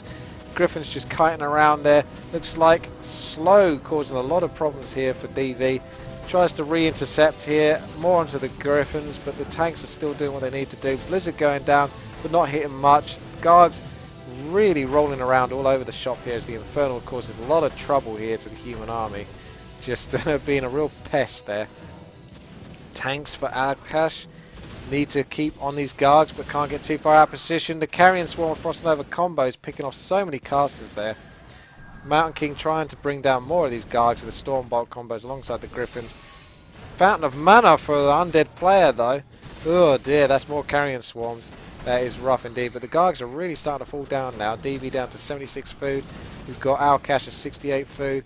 More Gargs being pushed around. DV's just trying to kite around for more time to cast those spells. Death Knight now on Death's Door. Needs to use Invulnerability Potion. The stun is... Whoa. The stun almost secured the kill there on that. And the 20 health Death Knight survives. And away he goes. Once again, the Death Knight evading death. Just absolutely crazy.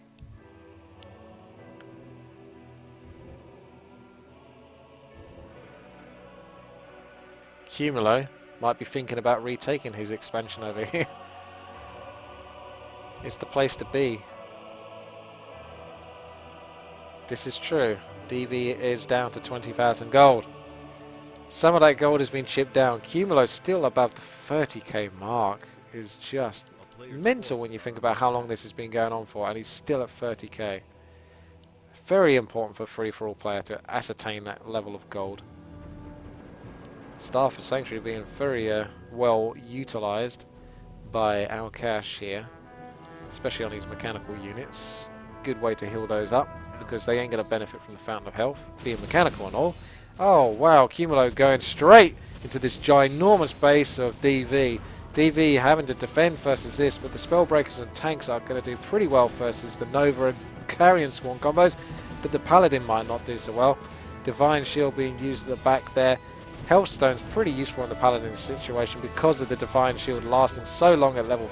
Well, I think he's probably got level 2 Divine Shield at least, maybe even level 3. I don't think I've seen a Resurrection be used by him.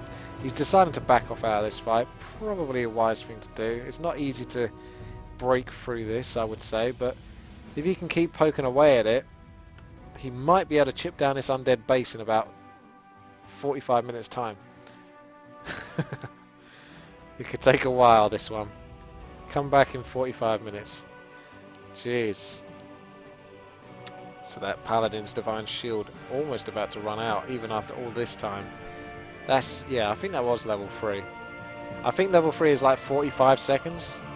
That's like a mental amount of time. We've got a reveal going down here.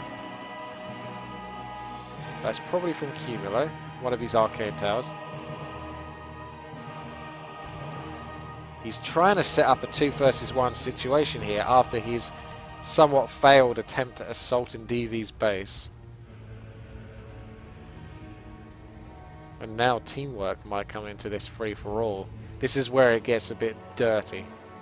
It's a little bit filthy. The players get their hands dirty.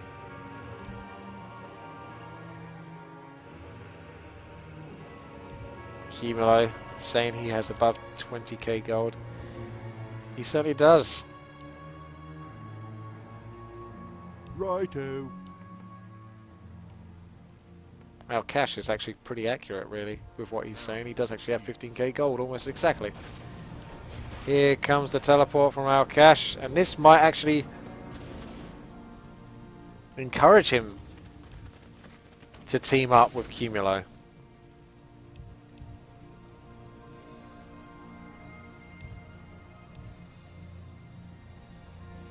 That could be the political maneuver that causes Cumulo and Al Cash to finally bond together and bring down the undead scourge.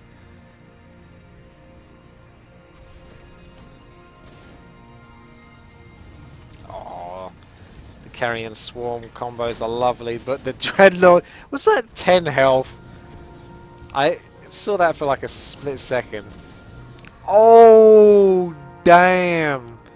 He went down that time though.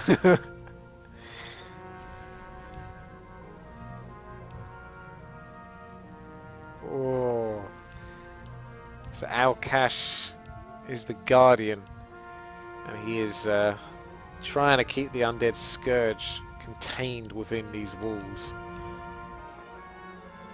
Cumulo, if he intercepts into the middle, will these two players fight, or will they just kind of dance around each other and hug but not fight? You're getting a lot of chat from these players now.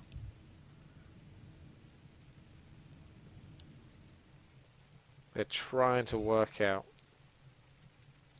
just where each one stands. Are these players going to fight? If he's approaching down... Okay. It looks like it's going down. Yes. So DV has managed to convince Al Cash to try to put some pain onto Cumulo.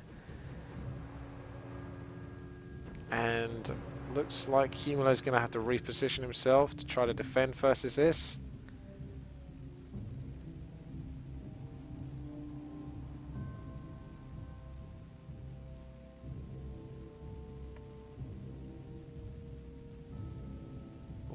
Okay. The town is under siege. So he's opting for the extra 80 food that he had. He's going to push that towards 100 food now, knowing that he's going to need the counter to these tanks, which Al Cash has a lot of, as well as the casters. So he's opting for many mortar teams, so he can provide splash damage and siege damage versus the casters and the siege engines. The Griffins will still be a little bit of a problem here, but he does have a few tanks himself, and Blizzard, as well as Fort Lightning Strikes. So he should be okay. There's a couple of morts, but that's not too big a threat from Al Cash. Cumulo, soon to have his mortar teams out. Yep, there they go.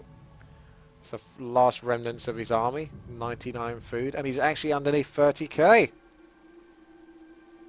town is under siege. Alrighty, this is a big battle with the tavern smack in the middle, so if anyone loses a hero, they can pick him up pretty quickly. The paladin's probably not going to go down. He's going to be quite safe there. Not enough loot coming in there. Blizzard doing a fair bit of chunk of damage, but the Archmage slightly out of position there. Fort Lightning throwing down quite a lot of splash damage over these casters. We've got more tanks intercepting in here. Tanks trying to flank in from above there. Griffins repositioning on the west side rather. And Cumulo trying to fight so much at the back here. A lot of his mortar teams are kind of being wasted on this east side. He needs to have him versus the left-hand side, but it looks like Cumulo might be coming off best in this position as the Griffins really struggle to get in the best position. Naga Sea Bitch in a lot of trouble, but 4 Crown of Kings on the Naga Sea Bitch alongside a 25-second invulnerability potion and Paladin backing her up with heals. I don't know if she's going down, but there's a good reason why she's being focused right now, because she's doing 32 damage per hit, as well as having 1200 health. And oh my goodness, the tanks are so low to going down, but then again, so are the Griffins. Just a few more blizzards could take care of those tanks, and then the Griffins would be somewhat safe. But the water elementals are still a threat, and Alkash backs off. Cumulo, 88 food. Alkash down to 36 food. That went quite horrendously there for Alkash there. I think the Naga Sea Bitch really has come forth as a very strong hero. Makes me wonder why there wasn't an Orc played on this map, because a Blade Master with 4 Crown of Kings could do a lot, or even a Tauren Chieftain. Consistent shockwaves would be just devastating. DV's turn now. He turns up at no, he might be backing off. Nope, he's going back in. So he's going to turn up at Cumulo's doorstep. Water Elemental's there to greet him, but he doesn't care. He rudely just persists and walks through the walkway into the living room and goes head on first with the Death Knight, aiming for that Archmage. Oh, trying to get the stun there, but it can't be cast on the Paladin because the Paladin is already a Divine Shield and the Death Knight is having to teleport out. But the Archmage does get picked off. It's so impressive. That is really just the power of the Undead Army there. Despite everything going on there, he can still put out enough damage just to bring down one of the human heroes before having to teleport out himself. Looks like the Archmage might want to get some Crown of Kings on himself. It's always the issue. The Naga Sea Bitch and the Archmage are very vulnerable heroes. Is the Crown of Kings well suited to a Naga Sea Bitch though? I don't know. I kind of feel like the Panda again. I love the Panda. Even the Goblin Tinker might actually be probably potentially one of the most beneficial heroes with Crown of Kings. Strangely enough, it seems odd to think so, but he could well be. And this is still underway. We checked up on this a long time ago with the peasant chopping away at the trees for a potential proxy expansion or proxy base, because there is no gold to have here. So many Spellbreakers. They are the unit of choice as the undead has possessed this human player. So what makes the Spellbreakers so damn good? I'll tell you what makes them so damn good. It's the fact that they're immune to magic. Pretty much just an absolute pain in the arse, and they can drain mana, get good solid surrounds, especially with that speed. Very useful units, and they deal with any casters. So yeah, I can understand building quite a decent amount of Spellbreakers.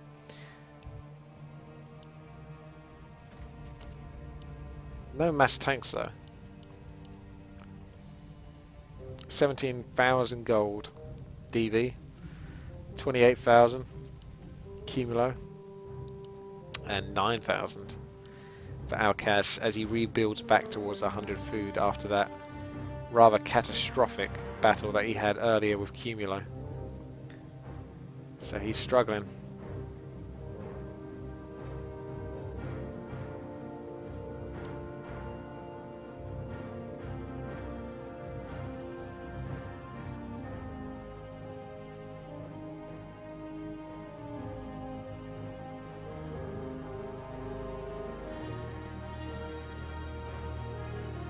With the taverns being quite close to the players' main bases,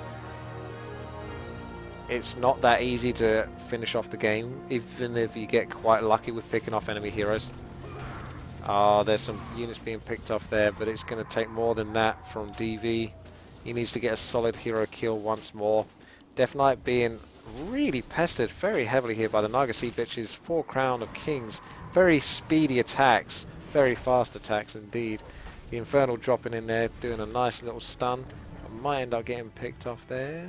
No, he's managing to avoid surrounds as he chases down the Naga Sea Bitch. But no, back into surround mode. And in comes DV, trying to reposition himself. Some nukage. I could foresee some carrion swarm, novas, and coils, but I don't think either player is committing to it. Cumulo rolling back. A player's forces are He needs under to staff a sanctuary of these tanks. Get them healing up. Ooh! We have our cash ignoring DV and making a move versus Cumulo. DV's a little injured, but he might want to come back, because if he's going to be able to take down Cumulo, he wants to be there as well to do it. Now, on one side you want to let the player sort of like take all the hits and, you know, do all the work for you, but at the same time, are you ever going to be able to kill Cumulo otherwise? So it's really in his interest to try to help out our cash in this situation and not leave him to solo Cumulo. And looks like we're moving in here. Griffin's going heavy on the water elementals, try to keep care of those. It doesn't look like Cumulo has many tanks at all, and the tanks that I did mention earlier are a little bit vulnerable. More teams coming in from the east side. Griffin's able to pursue, but at the same time, by doing so, they are rolling in towards those towers, so they've got to be very careful in their position. Level 6 Paladin being taken down there. That is a really, really big deal. The Paladin is the backbone of the human army, and he's been brought down. Archmage is going to be next. The freaking Mountain King throwing down some very heavy stun nukes, and the Naga Sea Bitch alongside the Archmage still remain for Cumulo, and DV's now rolling in on the east hand side, and it looks like they're both going to roll in together. That's really big that the Paladin went down there. I don't think he can pick up his Paladin actually from the tavern, because whilst it is close to the main base, it's not close enough in this situation. This is huge. This is really, really big, not having that Paladin there now. How is that Archmage going to survive the undead nukes? He has got a huge invulnerability potion, but it might not be enough. We've got some huge death and decays going down as well, just trying to batter some of this army. The Lich is a little bit precariously positioned, coil going off, but he can't escape from this unless he uses the Scroll of Town Portal, which means that he's going to have to roll all the way back, leaving our cash. Oh! The cheeky death coil just before the Town Portal goes off, bringing down the Archmage once more. He's so good at doing that. So now Cumulo's left with one Naga Sea Bitch versus our Cash's 83 food army, which is a little bit battered right now. And the longer he takes to do this, the quicker that Paladin's coming back. Mortar team's just trying to get some power, but that Naga Sea Bitch doing so much damage. Crown of Kings, Storm, Stunbolt, go! Griffin's on the Naga Sea Bitch, pulling back. 5 Crown of Kings on her, by the way. That is a lot. Poor mortar teams taking a lot of flack here. So many spell breakers. Avatar able to avoid the spell breakers' mana, burning abilities, and the Paladin is putting some pressure on the Naga Sea Bitch, but she's being picked up, and the Griffin's rolling into the tanks and the towers. Our Cash is starting to lose his strength here as DV tries to return back to this fight, but it might be too late by this point. The Mountain King is actually able to tank this well enough to make the Spellbreakers back off here, and the Paladin chucks down a huge heal there in the Mountain King. Blizzard being optimized there quite nicely, getting quite a few chunks of health off on the Naga Sea Bitch alongside other units. Resurrection now being used. Mortar teams are back. Our Cash. Oh, he tried to mass teleport out, but the Cyclone used from the Naga Sea Bitch denies that, bringing him down, up and around. And we now have DV coming in from the east side, and he's throwing down the Stormbolt, the stuns. Oh, the Naga Sea Bitch is down. The Paladin was slept. There was no way to keep her alive. She has 5 Crown of Kings, no invulnerability potion on her, and she was stunned the entire time. Now the Paladin is so swiftly brought down by the power of the undead nuke, alongside the help of those Stormbolts from the human player. This is huge. I think this might be it for Cumulo. He might have 24,000 gold, but there's not much he can do now. This is pretty much it. This is what happens. You can be so well kitted out, so economical, so smart, but when it comes down to teaming, holy shite, you can sometimes get really rough time. And the map is open enough to allow 2 players to somewhat comfortably engage an enemy player's base. There's not enough choke points to keep those 2 players close enough to each other whilst you can 1 versus 2 them. Unfortunately, this is the case for Cumulo. He's got many a tower, but it's not going to be enough. His heroes are down, and the Naga Sea Bitch is the first choice to come back. She's almost halfway there, but he's going to have to struggle to try to keep that Ultra alive, as I think DV's going to try to position himself to a place where he can actually take down this Ultra. In comes the Infernal, making his first moves on the altar. It looks like the altar might be going down. Are there any peasants to repair it? I very much doubt it. The rest of this army rolling in. That altar is taking so much flak here. The towers are trying to do a good job here, backing off this army. But the Infernal keeps getting these heals, and down goes the altar before the Naga Sea, which can even get down. Oh my goodness. It looks really, really, really, really, really bad for Cumulo. I don't think he has a second altar. Oh, well, I spoke too soon. He's already building one. He's making his move. Here we go. Naga Sea Beach being rebuilt from the altar right at the very back.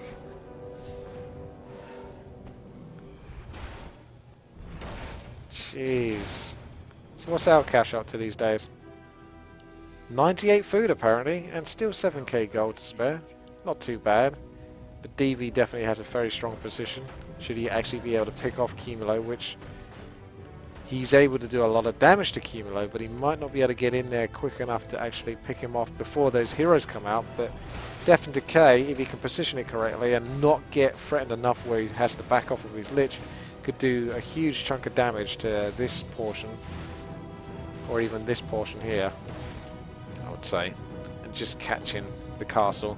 So that would allow him to engage versus here, but I don't think he can even see to the back of the human base. He can probably assume that an altar is being built, but he can't know it for sure unless he can get close enough to the back there.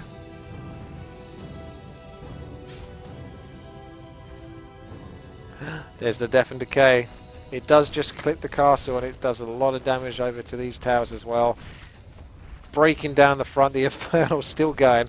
Getting one last coil, and then there'll be another fresh Infernal from the Dreadlord in a moment, as the cooldown is once more ready. But he might want to save it for a super stun on the Naga Sea Bitch. She doesn't have any invulnerability potions. She can't get to any invulnerability potions because the shops are over here and here, so they're quite far away, unless he has backpack and a unit nearby to pick those up. Alcash is making a move in the middle. Is he going to go towards... Oh, there are scouts. This might insinuate that he's actually going north towards DV's base. So DV's got a limited amount of time here. The Naga Sea Bitch is out. The heroes are being picked back. It'll only be a matter of time. Alcash is definitely going to force a reaction from DV. But it's still going to take a while before he gets himself into proper position as the steam tanks lag behind.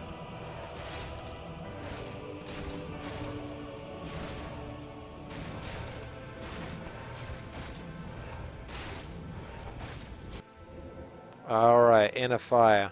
Spammed around. That Mountain King is a beast. Free Crown of Kings with the hilarious Flute of Accuracy. Pretty useful for the Griffins alongside the nuke. I think the Archmage Paladin Mountain King combo is so powerful because the Paladin's so vital for those heals as well as offensively versus an Undead Death Knight. But it's a shame we don't really get to see Blood Mage because of the banish and combos that you could potentially have with that with Griffin and Mountain King Stormbolt nuke. DV now going to probably pick off the remaining Cumulo buildings on the outside since he can't press any further into this base as Cumulo basically comes back into the game, spending some of his well-earned gold to try to recoup his forces. Alcash hasn't made his move yet. I don't know if he's revealed the situation over here to know whether he needs to go or whether it's too late.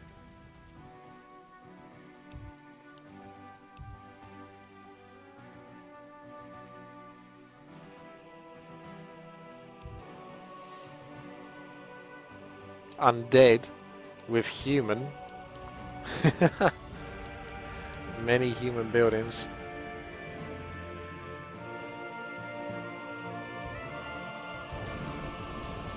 Couple of scouting gargs, one taken down. The other one will be useful for that death pact I was talking about earlier.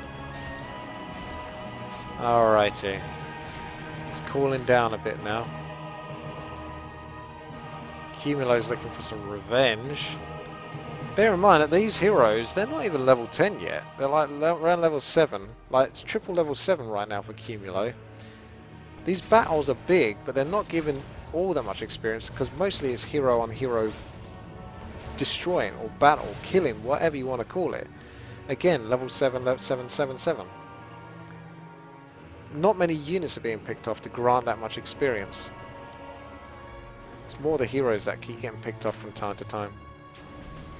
Oh, the Death Knight, the Infernal dropping down, stunning all the Spellbreakers, stopping them from getting a surround position. So that was a pretty good move there in terms of escaping, but unfortunately the Infernal might go down and actually grant a little bit of experience to Cumulo.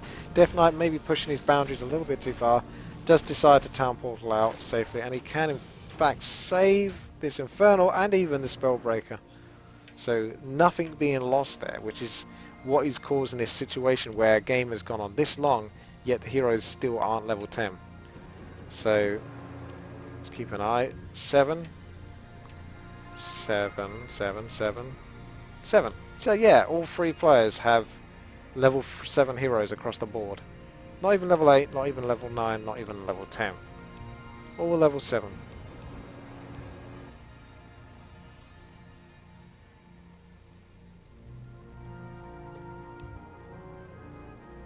Now the players are discussing their tactics.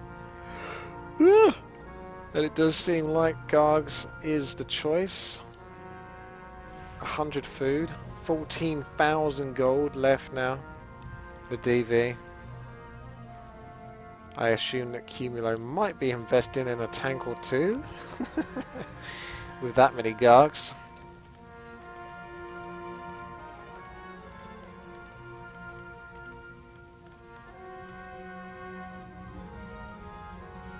So how... Okay. She's still got the 5 crowns and the boots of speed. Paladin might be picking up a super item, if you can find one. And I think it was the endurance. Yep. So he's got the endurance aura, which means that the Naga Sea Bitch is going to attack him faster. So she's really good for nuking heroes, providing she can stay alive. The frost arrows just means that essentially, if you're in her range, you're probably not going to get out of her range very easily. And it takes a Death Knight with like Endurance Aura and Unholy Aura to be able to escape her just on 30 health. Okay. Alkash, where you at?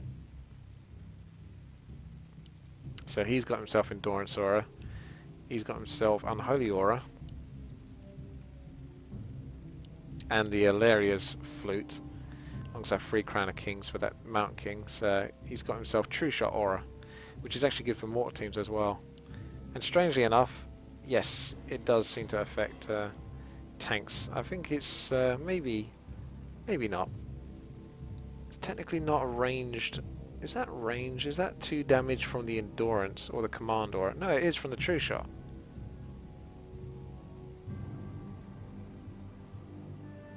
Oh.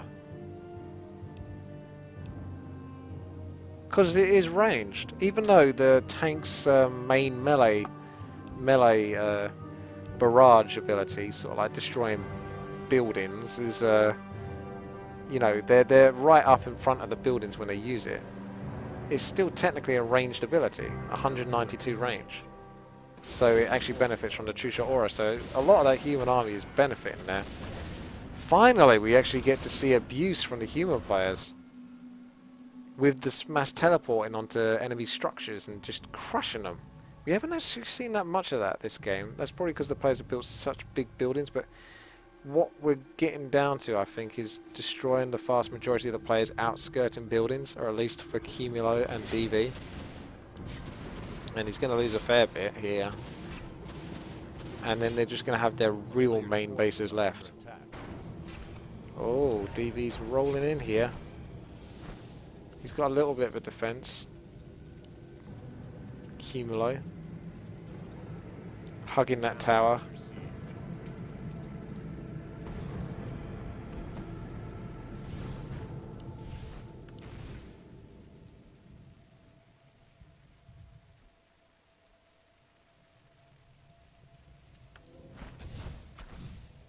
It's so hard to find a position that isn't going to cost you a lot of lives.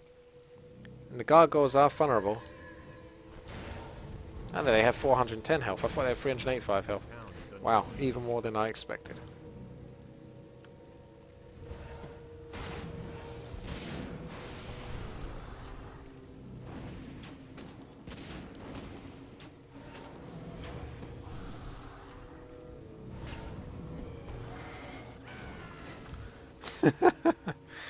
Shredder just walking into trouble. There's one Shredder here that's causing trouble though. Are under attack. And looks like a star for... no, mass teleport. Going super wrong for Cumulo there. I think he tried to teleport at the top there, but his Archmage is now going down. Something went wrong there. A slight mishap, and maybe the Death Knight might go... oh!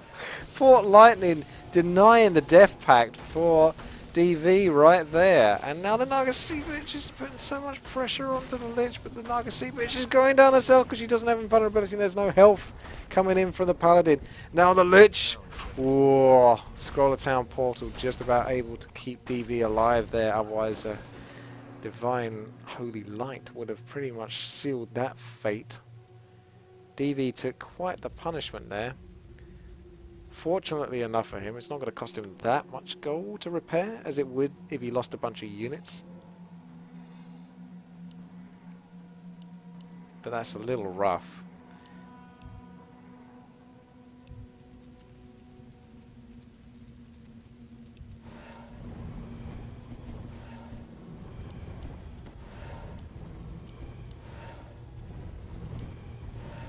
Tanks being picked off now for Cumulo. I don't think they're going to outrun this army, even without that undead aura that the Death Knight possesses.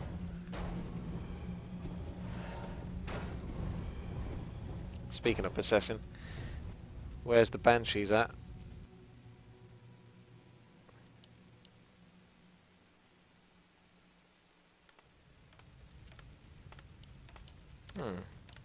Griffin Aviaries and workshops.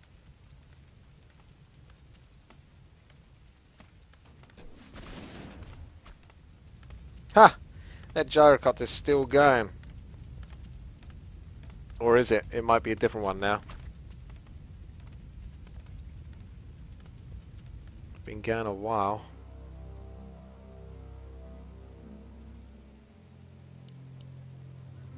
Maybe DV thinks that the Cumulo took his base back on the east side. He'd be wrong. He gave up on that base a long time ago.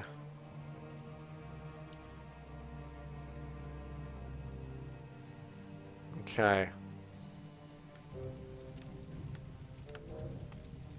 Seems like a long time ago now that Noax was taken down.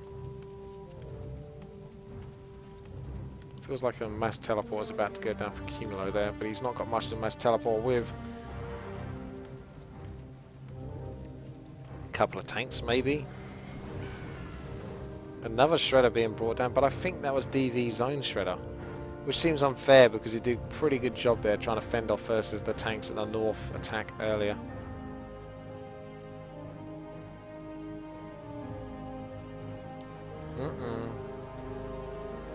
Alkash sitting rather pretty here with a pretty mixed army, and he's ready to do something with it. Nope. Nope.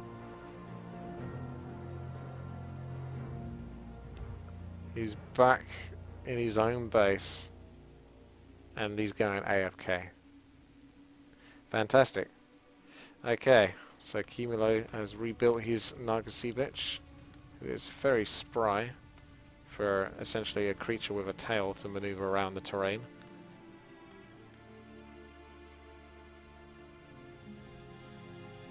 DV's pretty much rebuilt.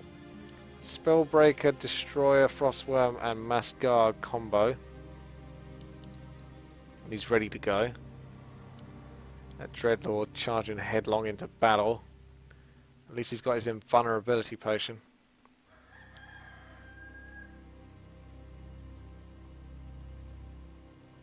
Alright.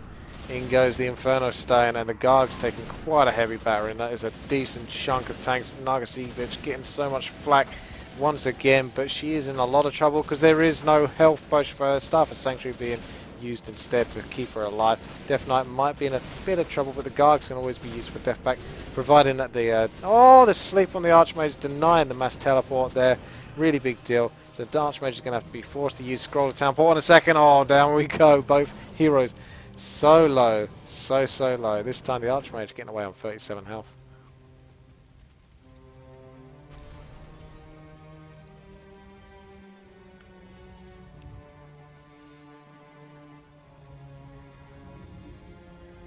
The 2 versus 1 might be recommissioned once more.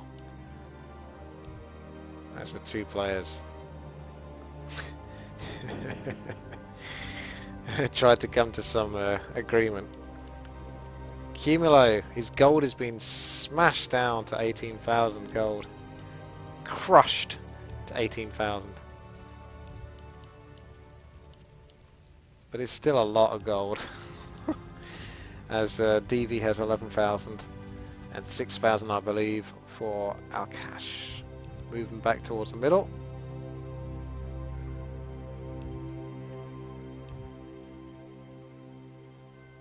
Wonder how big this map is. It's like 192 times 192 in the world editor.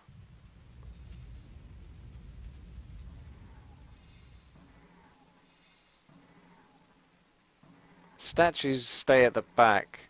It's interesting to see that. I don't think the statues ever join the armies at this stage in the game with the auras. Because if the statues fall out of range of the auras, they become incredibly slow and very easy to be picked off. So I think a lot of the time DV just opts to not even bother bringing them alongside. Besides, his heroes are so sort of like kitted out in terms of stats that he's got enough mana to cast for quite a long time. And there's another Crown of Kings. Let's see if that one disappears from the shop. Might be worth picking up an Amulet of the Wild, just so you could have another stun alongside that Infernal Stone. He's not bought anything though. Righto. And did you see the Gauntlets of Strength just changed into a Ring of Protection +2 there? What a rip-off.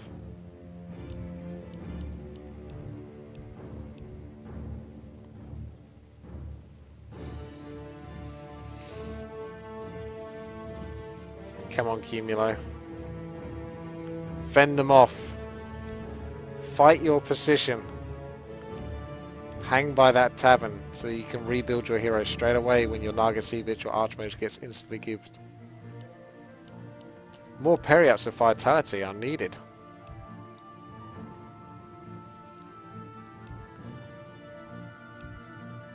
I'm not even sure if he should... I mean, he can't really drop this item unless he can find a real safe place to do so. But I would almost opt for having another peri-up to Vitality or a Crown of Kings instead of that, because he hasn't used that in ages, so it's essentially an empty inventory slot if he's never going to use it. It will be useful at some point, but it has yet to be useful, and here we go once more, a Divine Shield for the Paladin. A lot of starting damage there for Cumulo versus DV. Death Knight down to half his health already as he's retreating from this scenario because it doesn't look too good.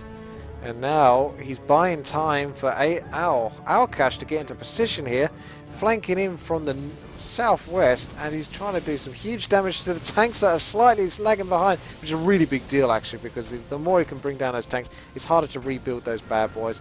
And Cumulo now cornered, and Disunder Mass Teleport. Is there a sleep? There is a stun from the Mountain King, and the Archmage almost going down.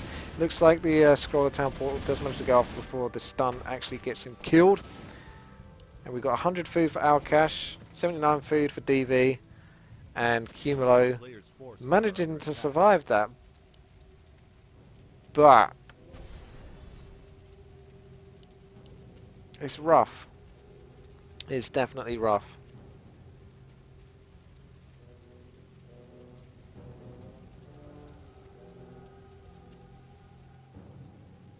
Alkash might be trying to find...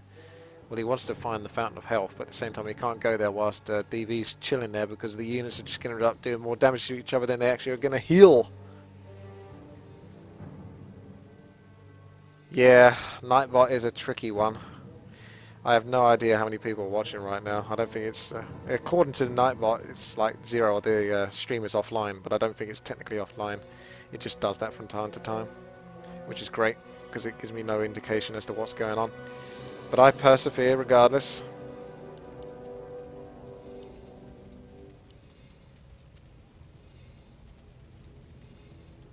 paladin almost needs more mana.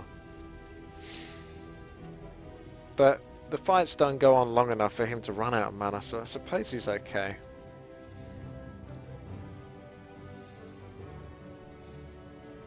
Reveal is being chucked down here, seeing some abandoned gargoyles. 98 food now for DV and under 10k gold. 6k gold for Alcash. And 15,000 gold for Cumulo. Soapy masks do indeed stack. They do stack, guys, in the chat room. They do. They do. But I don't think you can even get them. I don't remember seeing them from the marketplace.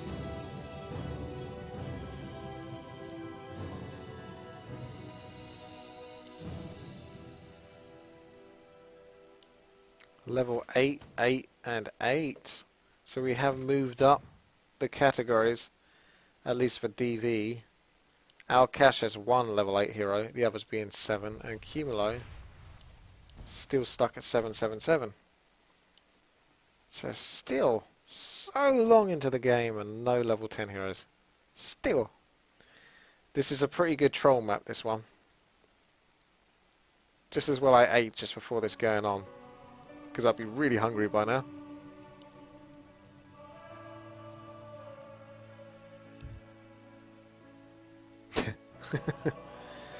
It takes a while.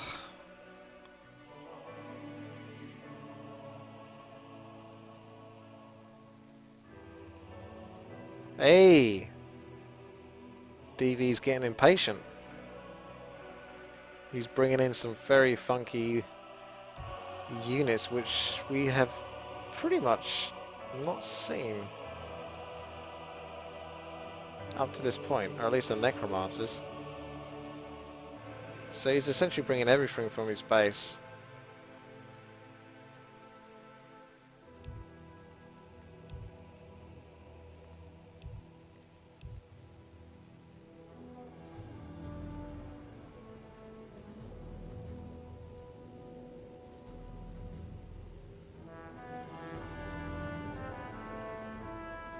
Players end up lagging out of the game.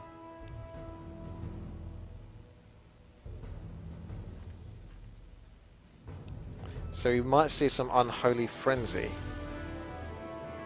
That it will be good on the Lich, but you've got to be so careful because these heroes get nuked down so hard and fast that the unholy frenzy does do damage to you.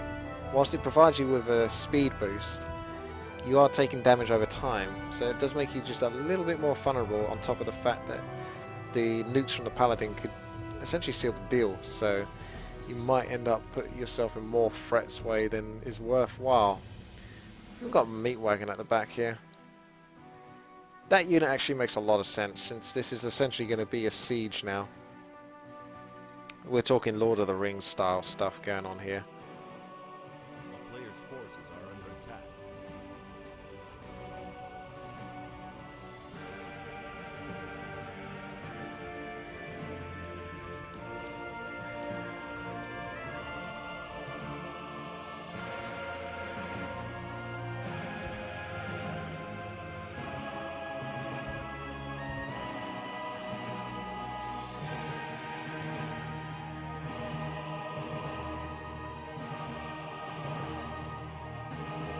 Is there anything left in this base? Ah, there is still units left. So he's not brought every single thing with him. He's brought the majority.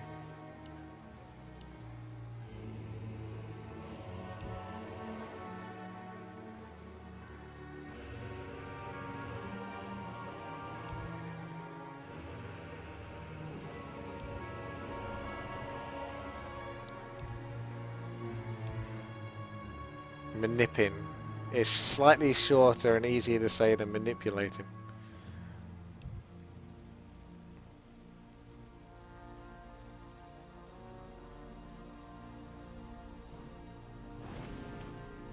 Take that, Cumulo's Town Hall. Take that.